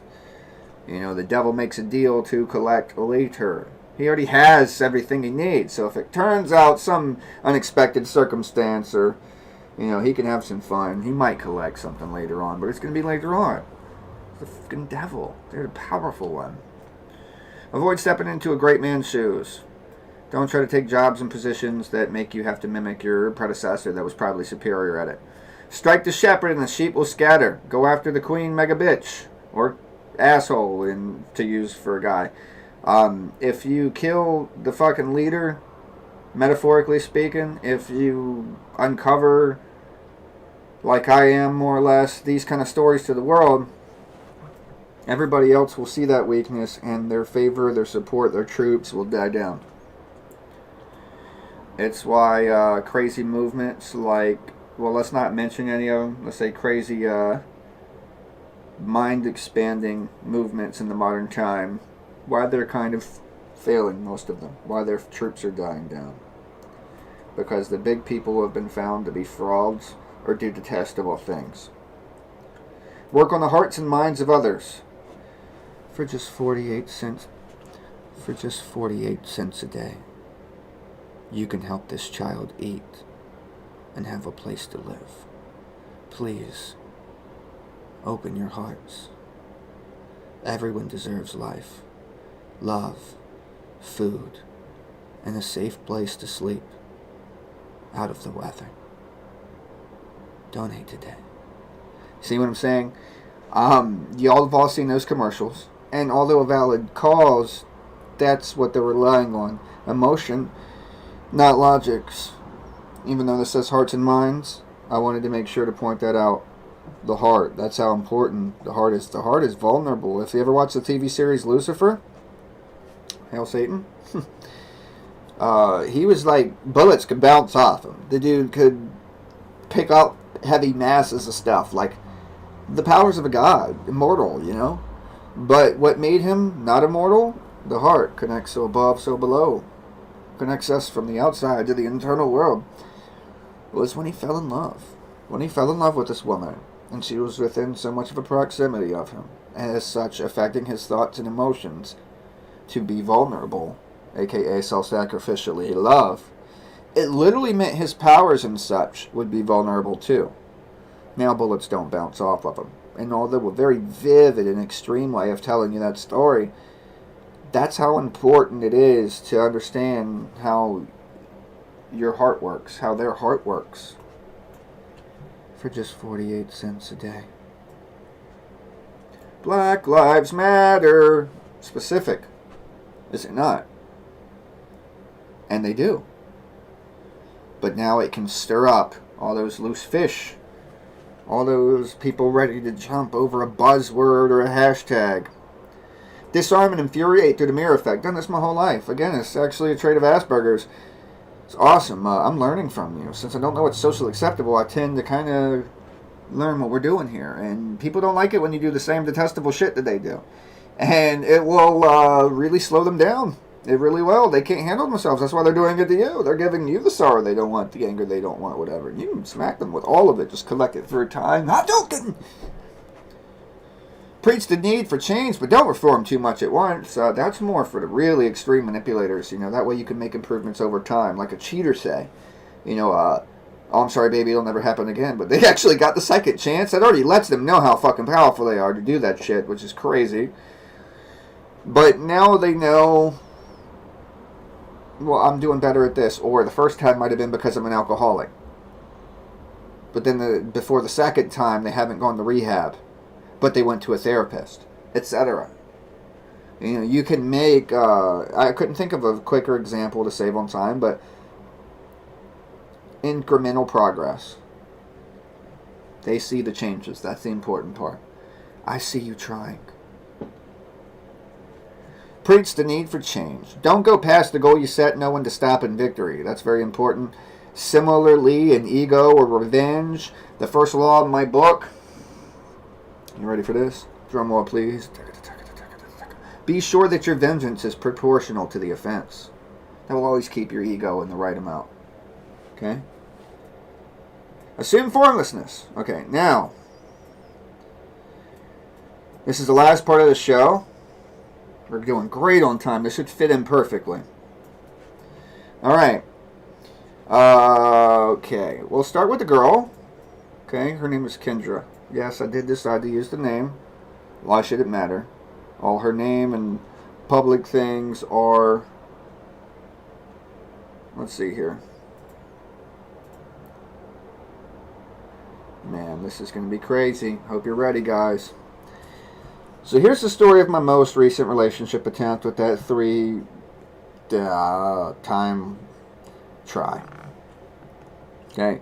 Now, we'll start a little bit backwards because there's no particular order in these pictures. They're just kind of labeled so I can have kind of quick quips on them. Within a single day of breaking up with me, she's engaged. Okay. A single day. To this guy who doesn't really seem into it, if you ask me. They look just as confused, like, huh? Who would later sexually harass me on a phone call we have. Dictaphones are awesome. They never went out of style. And I live in a one-party consent state, which means that I can be the one consenting, no matter who is calling and who's receiving. This is an attempt to gaslight, make me jealous, and those sorts of things. Look at this. Now, allegedly, this person was leading me on with love and promises of candy and funny stories, which I guess we'll start there. So she's reformed. She's no longer an alcoholic, Kendra Thomas. And now she moves on to heroin. Okay, she's no longer doing heroin. Okay, I buy her phones. I help support her the whole bit. She disappears off the map every time. There ain't even really just a regular breakup. There's just a poof. And then a couple of years later, you'll come back into my life. The whole deal. And I'll be like, okay, and I want to believe in you. Because that's what we're supposed to do, right? So, this most recent breakup, literally, one fucking day.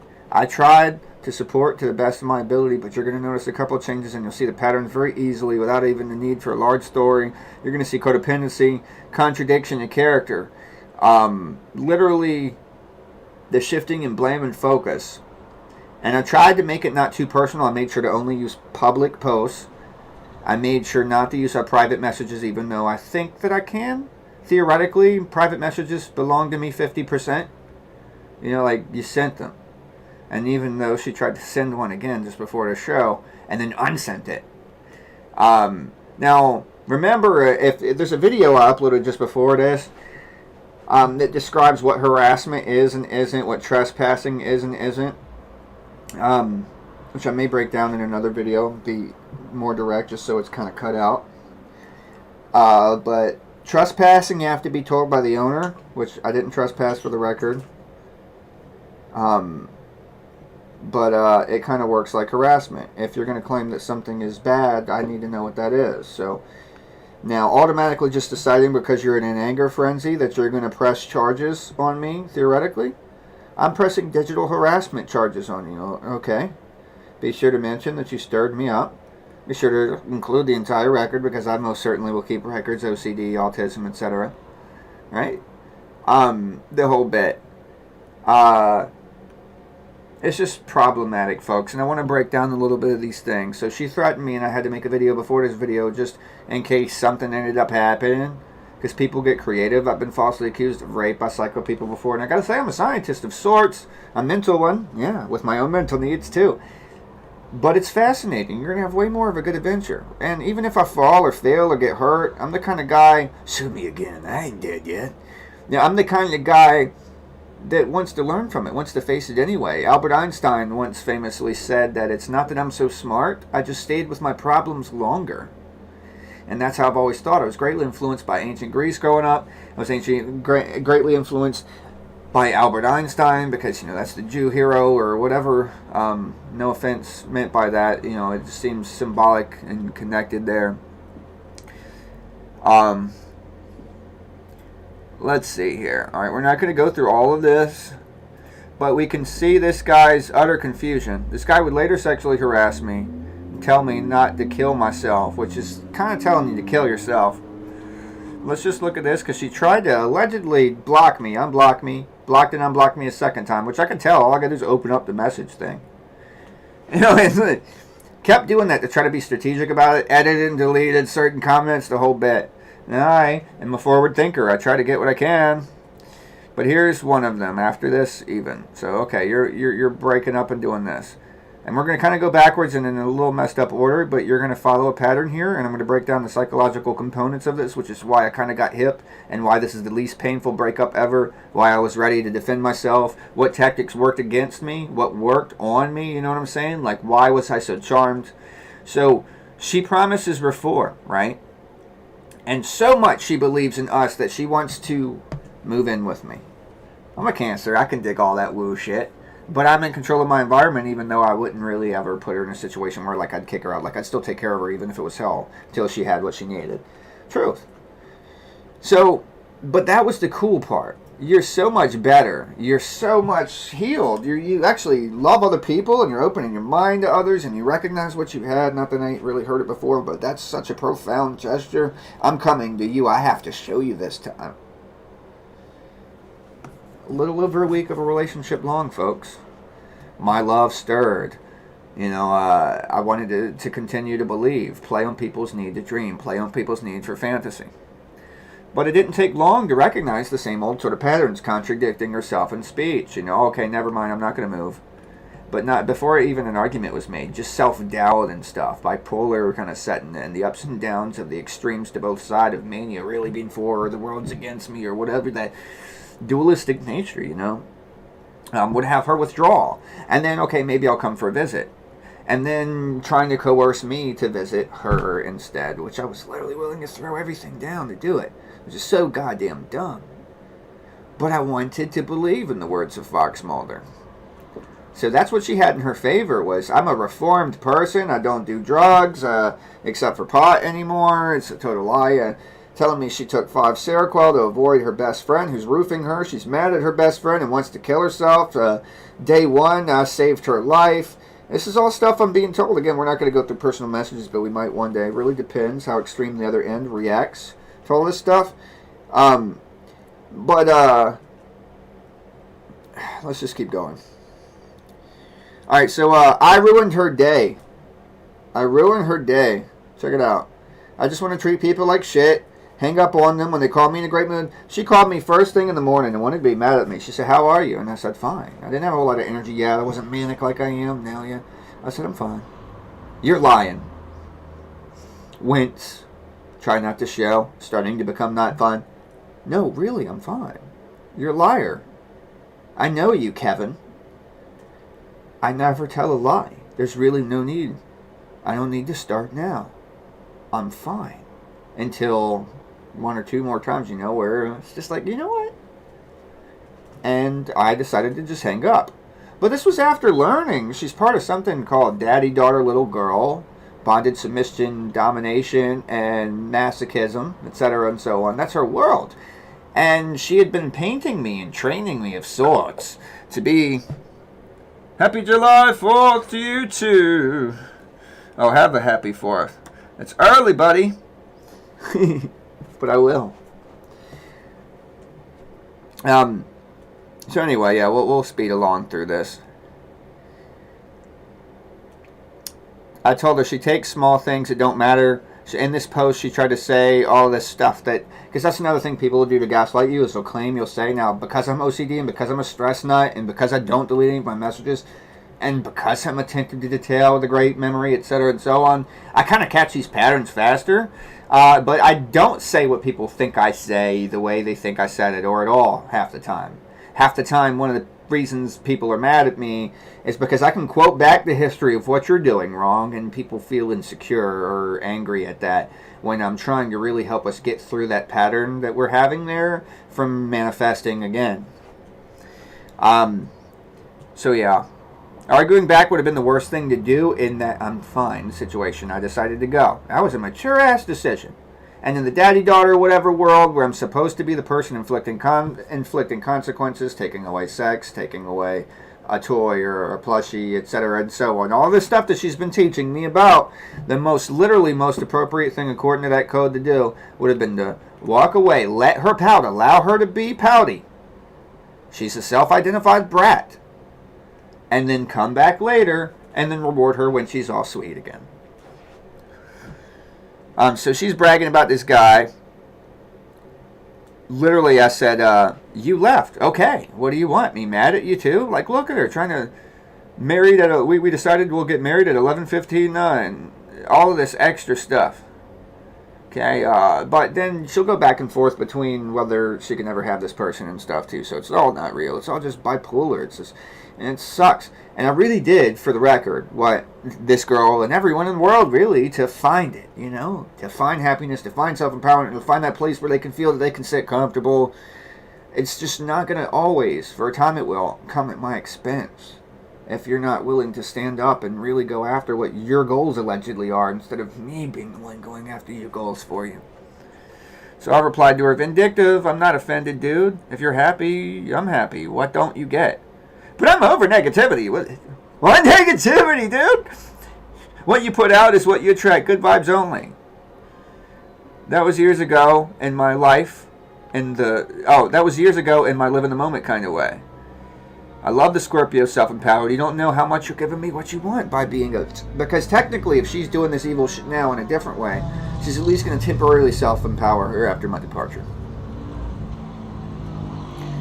Now, here's where it gets interesting, because here's where you start to see the bipolar, but also, if you choose to say instead, my gaslighting. I'm being nothing but positive. But again, depending how you perceive things, you can gaslight people with positivity. Shoot. So she sent me like this masturbating girl pic. She said, I'm leaving this conversation, it's over. But look, I didn't even have to say anything. It was wrong. See, it wasn't over. But I said, have a nice day. Peace be with you. Your choices are yours. Your body is yours. I mean, what better thing could I say? Like, legit, go do you. However, wherever, in any way, shape, or form. You're literally insane. Okay. I said, it's over. Posts. What? It's over. Post another meme. Yes, I am insane. I'm honest about it. Literally, no one cares. Clearly, she does. She goes on. Isn't this a dangerous situation? You got to be careful with these narcissistic people, which you're going to see a meme here in a moment. Someone else is like, wow, Kendra, are you okay, boo? She's 100% snapped. Of course she's not okay. Look at this thread. Hallelujah. I mean, that ain't even her faith. Praise Jesus. So yeah, this one's much smaller. This is a big problem in the world right now. People identify with this Harley Quinn and other comic book characters and things. We got 10 minutes. We're almost there. I really wish everyone had good hearts and good intentions for others. Have y'all been listening to the story? A self-righteous little bratty girl, drug addict thing. That's how I'm talking now, though, mind you. After having to defend myself from learning all of this violence and hate and ups and downs and swings, and we got to learn and become empowered from this stuff. And we got to also kind of hold people accountable. Girls slander dudes all the time and tell the story what happened, and guys just ain't allowed to say it. I won't beg for your time and attention anymore. The more you ignore me. Okay, so some of these are from their older profile because I wanted to show that, like this particular screenshot, that nothing's really changed. This was from one of the former times, like just after dating me or just before. So over it. Watch this. Look, October 17th. October 17th. Not over it. I'm sorry I was not good enough. Let's go 3 posts later. It's everybody else's fault.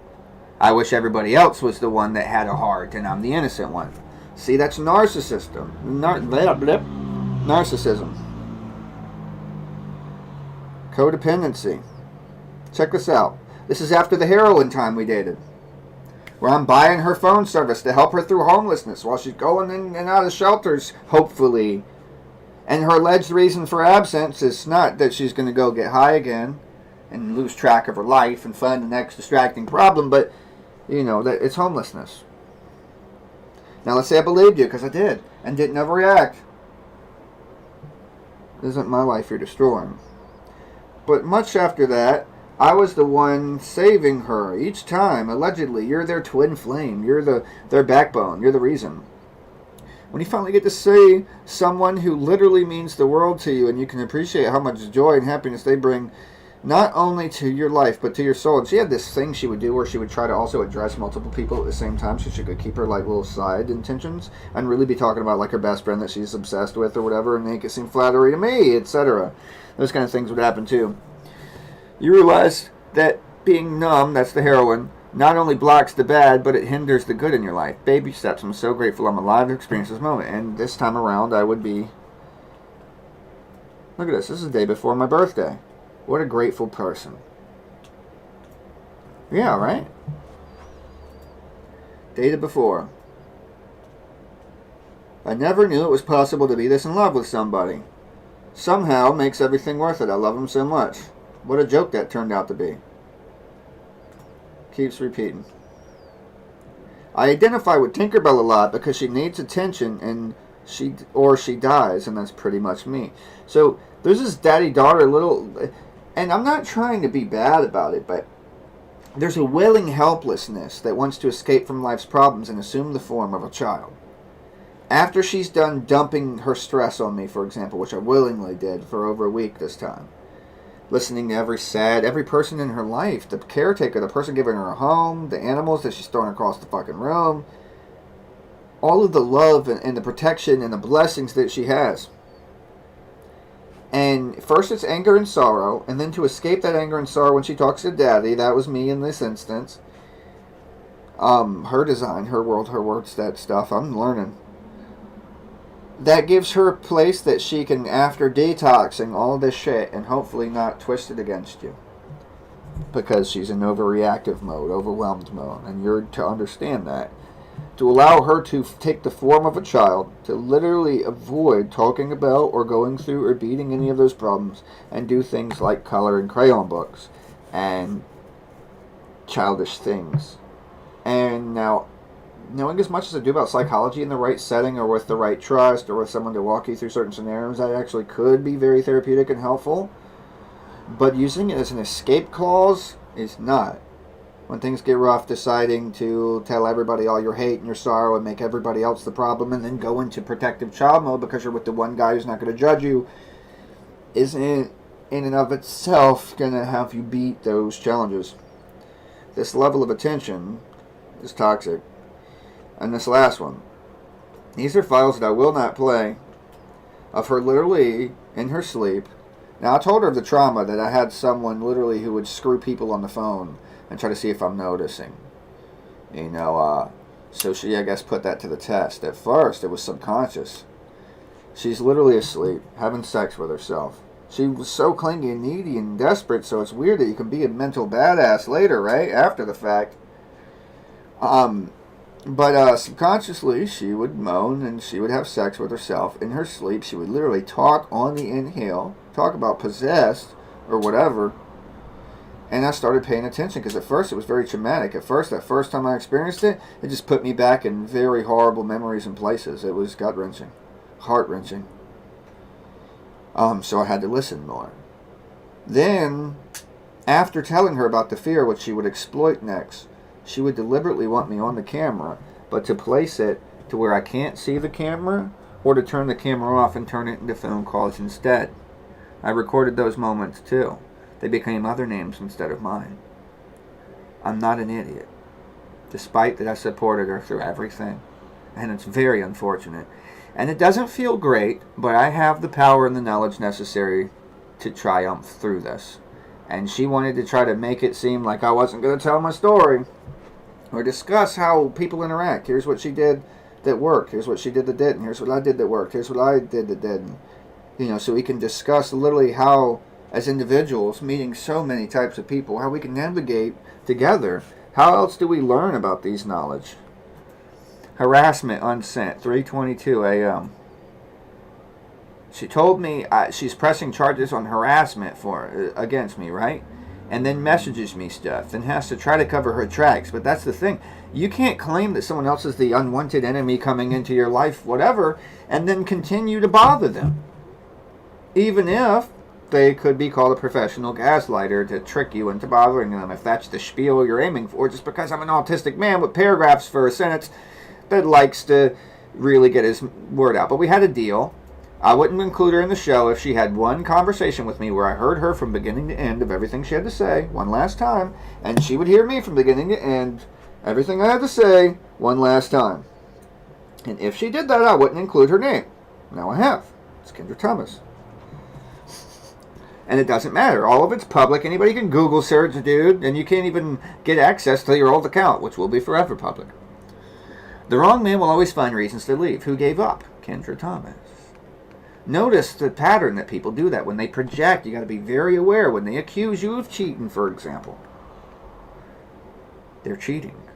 When they're worried too much about other bitches or other dudes, what are they doing? Why is their focus there? Is it just hurt from the past, or is it because they know that they could do it and how they'd get away with it and spent some time entertaining those sorts of thoughts? The wrong man will always find reasons to leave. We're going to go a little bit past 2 hours, I think. Well, we're almost done here. It might line up. While the right man or woman will always find enough reasons to stay. But they don't. People say they will never leave you. Then they leave, Kendra. People say that they only want you. She called me her twin flame in the spiritual realm, which is, remember that list of potential power over people. You're going to use my language knowing I believe in magic or whatever.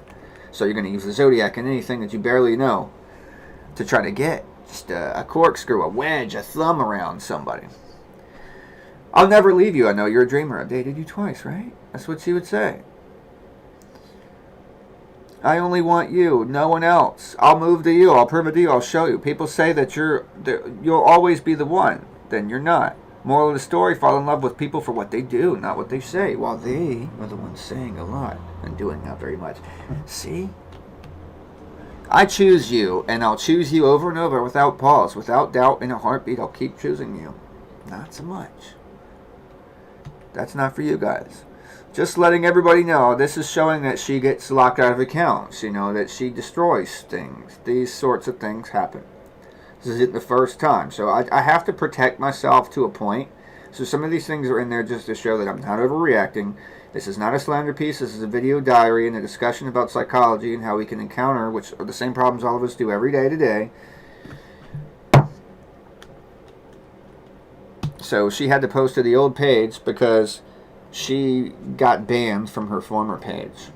And it isn't hard to know that means she's done some mischief before. Small talk with people you used to have, deep conversations is heartbreaking. Alright, now we're to the last final parts. People assuming her posts are not about Travis. She would give herself away in little things. I've dealt with multi-spiritual or multi-personality people before. This shows her self-loathing. Self-loathing. I guess I'm not cool enough to go swimming, and next time I develop a crush on someone, please just punch me in the face. Seriously, the one thing I wanted was to go swimming. Over it. I wish everyone had hearts. Oh, I showed you that one. She described her new relationship. We can't cover everything. I'm going to be off by a couple minutes, but the most important part, see, this is not over it. Look how fast she bounces from place to place. So, some of these blasts in the folder posts here, obviously, are from times before, a ways back. But I made sure to show you a couple grouped together to show you that literally from moment to moment, it could be 10 minutes, it could be an hour, it could be the next day. I mean, the woman is marrying someone within a day because that's how wrong she really is about this back and forth. We end with these last two memes. We got pretty close on 2 hour even. What narcissists and don't want you to know, as they say. Insulting and putting people down makes them feel superior about themselves. Now, the next one is going to be very interesting. Because the next one shows you that the opposite is also true. Creating drama and watching everyone react around them makes them feel powerful. So to go back to old poor pitiful me before they go, ultra mega bitch, I'm the shit. That's going to happen. Because if one way doesn't work, the other way might, is the hope. That is displeasant. Sorry about that, folks. That visual there. Fixed. Creating drama and watching everyone react around. If they can't get enough positive attention, they'll get negative attention. This is a narcissist, folks. By creating conflict, chaos, and starting arguments.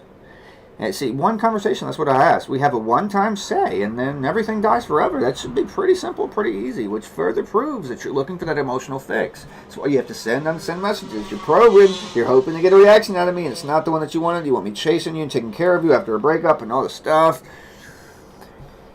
Gaining narcissistic supply. Oh, yeah. Any kind of attention is what they call narcissistic supply. Some hip, newer buzzword about it. Which basically means you're still focused on them. And that's going to inflate their ego. Gaining narcissistic supply always comes before your feelings. They just want the focus. They want the spotlight. They want to feel like they're the ones.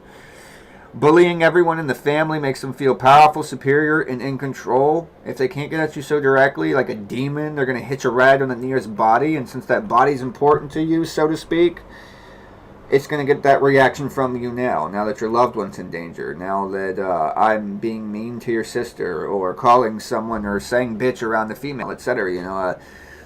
All of those things are power strategies. They love what you could do for them more than they love you. Very true. And it's a shame because we can still kind of be in love with a narcissist. I have loved several narcissists. Again, I was raised by one. And I grew up on cartoons with very cold, hateful, or emotionless women like Billy and Grim Adventures of Billy and Mandy. Mandy's awesome, man. Or Teen Titans, but not the new one, the Go cute one. Real Teen Titans. And Raven, the goth chick. Daria, who was just always like this and nothing truly mattered. That's what I grew up on. So the strong woman archetype is a little bit different to me. They love what you could do for them. They always need to be right. They have a need to feel superior. Complimenting others in the presence of a narcissist is like putting them down. They need to be the best, and that's true. They'll just go back to their focus. But that's nothing, and just add onto it and reorient that focus. Image is everything. Notice how she flocked because her name might be mentioned. If she had nothing to worry about, it didn't matter, did it? I look like a fool with my constant messages back, right? My paragraphs and everything that should make me look like a bad guy. The situation should resolve itself, but that's not what happened. She was worried about her image being destroyed and didn't want to chance me telling the story because that meant the possibility of the truth underlining, despite her image, that she was wrong. And we know that they can't admit that they're wrong. They can act like they're wrong. Like, they can say some stuff, but they can't really truly take responsibility for it. Like, they can't see themselves another way. They can understand that that's something they need to say to people, that apologies are appropriate or whatever, but the mechanism just doesn't click in a narcissist's mind. They view it from the me angle. Remember where we talked about eros, philos, agape. Image is everything, and they have to maintain it. They love power and control. They're very jealous people. They cannot be happy for others because they always need to be better. You'll notice the level of compliments. Last one here. Narcissists are addicts. Narcissists are addicts. They are addicted to being significant. Remember that, let's just flash back here.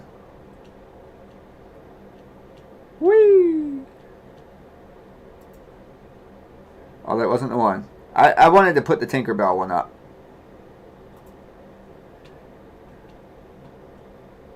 That's probably under codependency. Anyway, let's just go back to it.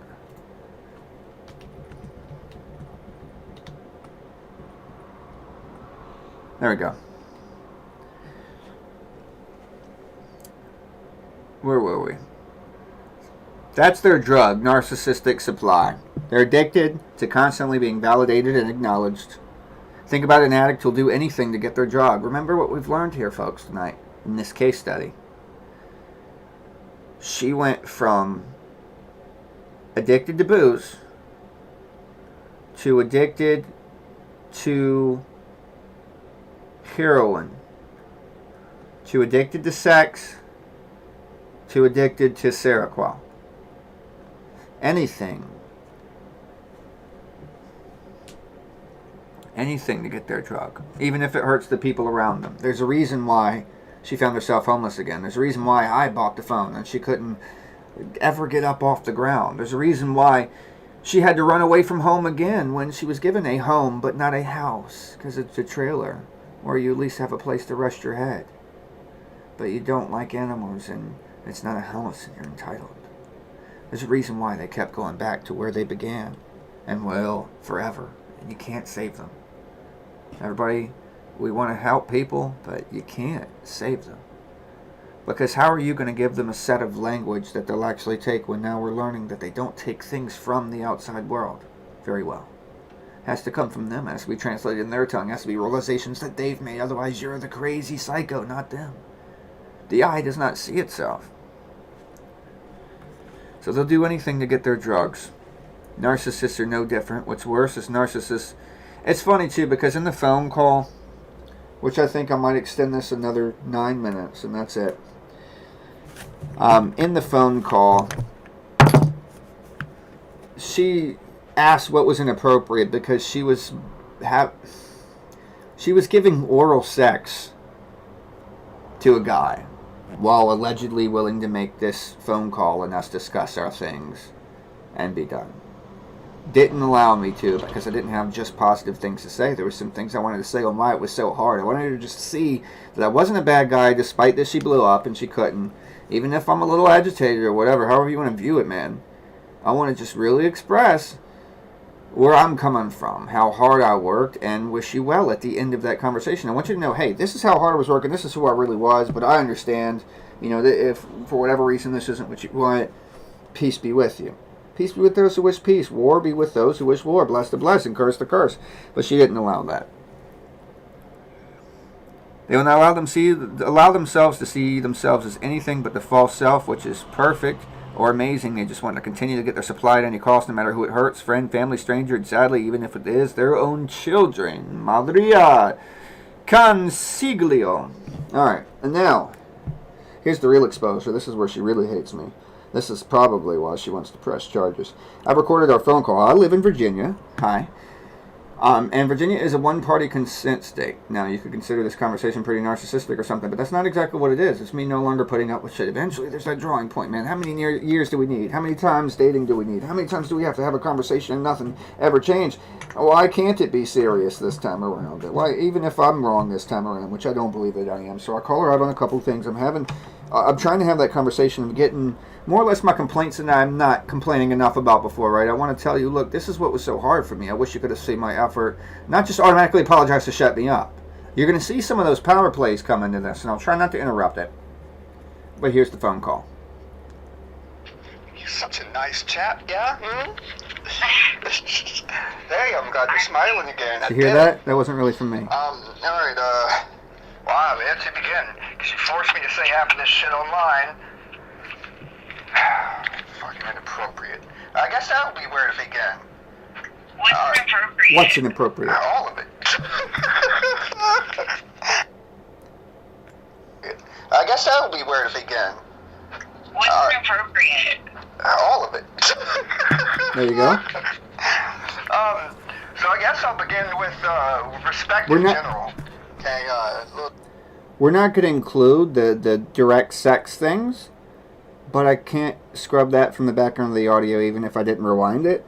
So we won't be putting up the calls, obviously, where she's mentioning other dudes or trying to pull little shrewd moves around her. This is not just to stab somebody else in the back who stabbed us. At best, this equalizes the pressure to tell them, hey, you need to stop with your attacks. But so because I was the supportive role, the daddy to the little girl and all this extra. But when I need support, or when I'm sensitive, or what have you, how is it so one-sided that, you can actually believe in that archetype design? Okay, I don't understand how all of this, switched to BDSM thing when we literally talked about that one night. Okay, I've seen you go in and out of different states multiple times. You usually upset yourself first by rehearsing all your bad friends and animals and things that are upsetting you. Then, in order to escape from that, after dumping all that purse out on me, you become Watch your almost take responsibility to the child self. So that is somewhat related, actually, because it means that you don't directly tackle your problems and have a habit of running away from them, which, even if I am to help you with the next guy, that is something that one day you'll have to take responsibility for, that you like to run away from things. School for evil. Hi. Did you say something about Randall? See, now she's naming her, but I never said anything. Did I say anything directly? No, I said the same thing I said to you online, that, I would gladly help you win the next thing that you're after, even if that's... So that's a second person's name, just so you folks catch on? Now it's a whole other person. I never said a name. This is someone volunteering me information that I'm not giving them, in that defensive nature to try to maintain public image. But first, I'd have to have a talk with you about this. But they're all kind of related, aren't they? Because it's going to come down to the same root issues of connecting to people. I mean, no, that wasn't my issue. My issue was I never should have started a relationship with you. 3 times? When I very first started talking, I told you I didn't know what it would be, but I really wanted to take things slow and cautious And you asked to move in with me. You did that. Okay, you said I love you first. You did that. And that asking to move in with me, we've now learned, and it backs up my point that I just made, was a runner thing. It wasn't a I really believe in it thing. I mean, it was a what? A runner. You hear her? She's trying. A runner A thing? runner. It was a what? Days, you ran alcohol. After that, you ran to heroin. Now you could say that's speculation, but it's not, and I could compare it, but I won't out of pure respect, just because it's unnecessary to prove that point. So her little whimpers and what's really going on behind the scenes here while she's pretending to make this nice gesture only to not even be able to make it through. This is less than 10 minutes long to hear out what I have to say and then sick a goon on me who would tell me not to hang myself playing with my private parts. And to Seroquel or addresses or supportive friends. Yes, a runner. I mean, yeah, I am a runner. I run when things get tough. That's why when I got scared, when I was living with the person that I love the most in the world, I fucking left because I wanted to leave before I was left. And what happened? Responsibility. And what happened? Did you get your ever after from doing that? No, I didn't. So you could say, and I'm not, trying to make you a bad person, but it is going to be something that you'll have to tackle one day, that isn't beneficial to you, that particular quality. Well, I mean, I'm really good at actually being neutral and talking. I'm impressing myself right now. so I don't understand what any of this has to do with, making a clean break. Because I want to understand things to the best of my ability and give you whatever words I can that you will or won't take as my last sort of advice to help you along your way with where you failed and ultimately will probably fail again. Doing my part, I will. 3 times, and there's a lot I want to understand, but it only takes being able to talk to you and pretend that I'm your friend for the last day. Or interview you, or whatever the fuck you want to call it, but, probe back and forth, Otherwise, I'm left with the thought and understanding that you're just a backstabbing, selfish, cold-hearted bitch, and to do whatever I want, why would I owe you any favors of leaving you out of my program? Now let's break that down. I said, or otherwise, you would be, never called her these words, a backstabber. In other words, we're talking about a clean break. I'm following along with what she has to say, granted that I have a lot more to say. And I'm saying I won't feel hurt later if I can express basically that I feel hurt now. Later I could choose to hold on to this, much like you will, and choose to feel that you're a backstabber, that you're a cold-hearted bitch. I did not call her this. But this is going to backfire against me for not choosing better words. Like, this is my healing way of going. Why should I think about your healing above my own when you didn't think about it while I was with you? Too much truth. Occasions, 3 different times dating, you didn't think about it. And then now we're not together and possibly not friends, depending on how things go, right? And I'm supposed to consider you extra, right? So I think it's fair. No, you're supposed to consider me gone. Like, I said, the reason I broke up with you was honestly because I realized what I was doing to you wasn't right because I loved somebody else. That's not what you said earlier. She didn't. That was not true. I broke up with you this all of a sudden. Why? Because I'm on the phone now and he's there to hear what you have to say? Her reason for breaking up with me prior, allegedly, was because of where we were talking in the car earlier in that story I gave you. And she calls me first thing in the morning. She's driving. She's supposed to send me a text and some picture of a dog that she had adopted and other impulsive moves like bipolar likes to do. That's what she told me was going to happen. That's not what happened. She called me instead. I answered. I did the opposite of what we had planned, right? That should already be noted. And she said, "How are you?" I told you that, until she agitated me and I chose to leave. Now, her version of it is that I ignored her, that she almost got into a car accident and I didn't even give her a reaction, basically. So that was her reason for leaving up with me. She realized that she's never going to mean to me, and all the same thing that she's projected on her new boyfriend that isn't even her boyfriend yet already, is she literally, and I could show the messages, but I'm not going to, unless it's ultimately necessary, went on to project the same illusion onto the next guy. Came to me asking me for advice, knowing that I was about to make the show the whole bit. Came to me asking me for advice, like, because she loves someone that, she said, now I know what it feels like. Remember, it's all about the self. She sees the reflection, but she don't give a fuck about hurting me so much as she cares that she's going through the same thing and can identify it now, right? Which is that she loves someone greatly, a best friend, a really good person, whatever, and that's someone that will never give her a chance, never give her the real thing. She'll never really have what she wants, and these are the stories we get. And so there's like this eternal depression to her. Really, though? You said it was, but no, actually, no, that's the second excuse. I have a photographic memory, and we have a text log. If you would like to verify it, you may read along with me. You actually had told me it was because I didn't notice.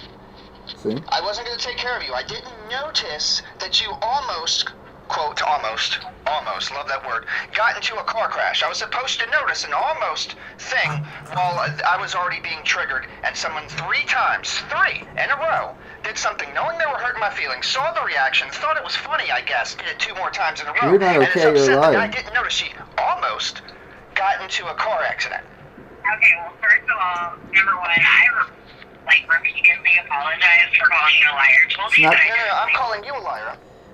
Apologizing is not the same thing as being sorry.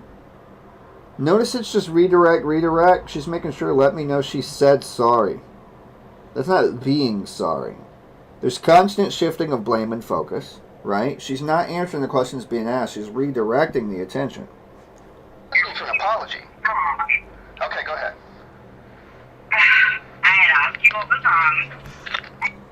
Notice that too, because I'm letting her win. Since I immediately gave the floor to her, there was kind of a disgruntled sigh, because I'm actually willing to say, okay, never mind. I'm too in control in the moment right now. They don't like that. There's a lot of things going on, even though I'm doing more talking than she is, that she's hoping to get an emotional instead of a mental thought-through reaction from.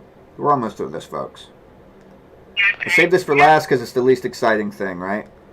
There you go. It was so obviously something. I had asked you what was wrong, and you said nothing. There you go. It was so obviously something, so I tried to explain what it was. So you still ain't learned anything since then? It wasn't anything. It quickly became something. Because I was, you know, my pet peeve. Hell, I even told you my mom raised me. There are 2 things I can't tolerate, Kevin, and that's a liar and a thief, and you're both of them, whether you are or not. You know, so that is something I take great pride in. It's not just an autistic quality, it's me being the opposite of the abuse I received all those years and my truth. I don't lie. I wasn't agitated. The more that you asked, well, I'd already answered you sufficiently. I've already handled the topic. The topic is over. You asked, I answered, the end, move on. That ain't what happened, though. Instead, you continue to persist until I am agitated. To say no, no, no. God damn it, bitch, I'm not a liar, in so many words. That's what happened. Like that, but you say that I'm this evil, manipulative one. Now remember, I used the word bitch. Now if I did that in a controlled way to deliberately get a response, it'd be different. But since I did that, I just triggered a guy in the background. Let's continue. I apologize for upsetting you. I apologize for hurting you. I really do wish the best for you, and I really do hope that you find somebody that you love. Does that sound serious at all? And be in love with you. Because I do have bad love for you, Kevin. You're a great guy. But I can't help it when my heart has belonged to somebody else for 13 years. Then what the fuck does that mean? I do love you, you're a great guy. I broke up with you because I love you and you're a great guy, but there was this other guy that I loved that was a great guy that I could never be with, that I know is beyond reach forever and all of time, and I've made continued expressions that what I now understand that you're going through is the same thing, Kevin, because I can't have them. That's a lot of confusing stuff. And imagine, folks, when we're dealing with the mentally ill or the narcissist, we got to follow that thought train to be able to even just survive them. I have another girl who's made 27 different identities. All knowledgeably so. Different numbers. Giving out my address. We have to master them, because if you don't master the world, if you don't at least know how to, they will most certainly master you. They're not so prejudiced. They love themselves. Helped that 3 dates ago. Or whatever the fuck you want to call it each time that you want to leech out onto someone else for support when you're lonely and out of options. Maybe it's trying to date someone else to see if I can get over something. Except according to you didn't, but did, depending on the day and the language used. We either were dating and status to do that or not. You know, see, this is the part that I have problems with. It's not that you're compatible, incompatible, that you're a person alike or different from me. It's the consistency and the honesty. And I can't even be, like, totally angry at you forever, because I'm starting to understand you're not just a fucking deceiver. You're a broken, fucked up person, and, you know, with as much respect as possible. You heard how I said that. Broken, fucked up. People who come to AA and healing, and you think this person would understand, ex-heroin person, allegedly, fucked up is like having a hard time. And I even follow it with saying, no offense meant. You know, like literally I started this with total heart. Yeah. Hey, buddy. I don't really appreciate how you're talking to Kendra right now. Oh, so she already said. Did you hear that? The head in the background? Hold up. So, you know, with as much respect as possible. As soon as he takes over. You know, like literally I started this with total heart. Yeah. Hey, buddy. I don't really appreciate how you're talking to Kendra right now. Oh, so she already set me up. This was a private call in advance, so she'll be included in the show. You made your choice. No, she made her choice. This was we did have a deal. I don't care. That's her choice. I don't know you, so I don't owe you anything more than I owe her. So why don't you start with your best foot forward, calm down, talk to me like a person. You're being a douchebag towards her. You're cussing at her, using profanity. You're belittling her. You're making her. He's a Christian. I cursed around her. I used curse words. I used curse words. I didn't say there was anything wrong with her as like irreparable, as in you are just this thing. And if I was using words accurately, bitch is a female, fox, dog, wolf, or otter. Now, did I describe her as she would be a bitch? Did I describe her as broken? All of those things are true. Uh-oh. Hopefully, we got a minute and 10 seconds left. If the camera glitches out, I'm sorry, folks. It looks screwed up on my end, but usually it still comes through. That's what we're here for. We're here to discuss our differences and connections and make a fucking... You're not discussing anything. You're telling her exactly what you want to hear. No. I'm telling her my point, and she's going to have just as much... I don't know why you jumped in not knowing anything. She'll have just as much opportunity to give me whatever inappropriate. Look, if this person... Look, you're just talking over me. It's not going to work like that. Whatever you find, hope you find in love. You know what? I mean, she just doesn't want to hurt you anymore. And we're trying to have a conversation, but you butted in. Isn't that interesting? So what? Basically, it's your fault if I use her for the subject. So I hope you know that, and I hope you can still hear me. I hope I'm on speakerphone, Kendra. That you know that this decision is what makes me include you in the program. I could have left the name out. Why would I do that? Don't try to jack off and hang yourself. You can still hear me. I hope I'm on speakerphone, Kendra. That you know that this decision is what makes me include you in the program. Don't hurt yourself tonight. Why would I do that? Don't try to jack off and hang yourself with a tie. Right. You'll be included in School for Evil this Sunday. I'll be using every consistency that there is, every detail you've given me. Woo! Right? And that's how it's done, folks. Alright, that's how you maintain control in those situations. As each person tried different tactics. The goal, the agreement that we had, was I would say everything they had to say. Everything. And so would you, whether we liked it or not. But that way we can depart with each other and feel heard and feel peace. It will be complete closure. It's a very healthy way of going about it instead of continuing passive-aggressive warfare and such. Slandering each other in Facebook posts, turning friends on one another. You know, it's not much to ask. Okay, you hear this is why and how I had a hard time in my perspective. You're allowed to disagree. You're not supposed to be interrupting or roaring back at me, but you will get that chance to where all of everything you agree and disagree with and your own personal speech would have been heard from start to end. She had an arrangement with me, and if I need to one day, I'll pull out the messages and the recordings and such and prove it. But she had an arrangement with me. She agreed with me completely that this phone call would take place this way, and that if not, that I could go on with my show and include her. I told her this or this is going to happen. She said, I've already told you, I've agreed that I will be calling you X. I even gave her a couple chances and made sure she had until noon today before the show so that you had as much time to keep playing games as you wanted before I included you. Why not? I don't owe you any favors and was still doing you them. How about that? Hope we've all learned something from this. There's a lot in this program here tonight that will help you know how to survive a narcissist. It will help you know how to play power games to those who unfortunately are tied to us in power games. We get stalkers. Things happen. And sometimes there's no avoiding them. You know, there's no way out. Or sometimes you want to help somebody. And because of that, you have to be in a dangerous situation a little bit longer. And you're going to have to learn kind of the mental roadblocks, the gymnastics of how they use words, a little bit of their concepts. And hopefully this enlightens you on a few angles of how they perceive the world, how we perceive the world, and how to make the decisions that are most or least successful, including exposing the parts here tonight where I failed. Allowing her to chime me with futuristic stories, there was tons of details where I pointed out where I was making mistakes that gave the person power to potentially deceive or manipulate me. And as such, those things occurred more. However, in standing up to this narcissist and knowing the game of power and suddenly showing, while they didn't know I was a king too, that they're not as smart as they think. They just never met someone that would defend themselves. Once I came out of the woodwork, it's too much. If I'm calling you out, it's too much. You can't face that reflection. So now you guys know exactly when and when not to apply.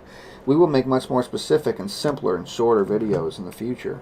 But I thought I'd been giving you guys a pumped up ego over this for some time, wanting to know just how to seize control over a situation. I made sure to use a few stories from my personal life, and I made sure to give you a few books and recommendations. If you guys want that PDF, ask me for it. We discussed the 48 Laws of Power, and you can look forward to my book as well.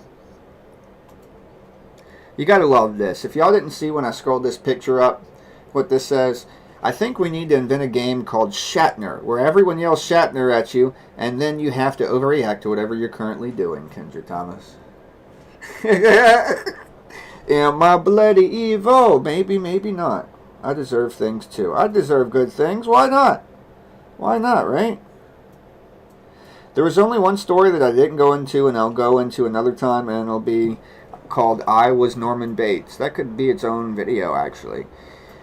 And it ultimately was about growing up with a narcissistic mother. And there are narcissists that aren't conscious narcissists, too. And I have to understand and be patient with the humans at the level of where they're operating from, you know?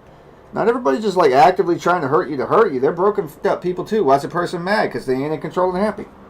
So it's not necessarily always because you did something. Their feelings belong to them, right? We're going to learn so much together, friends. Alright, I love my humble bees. Peace be with those who wish peace. War be with those who wish war.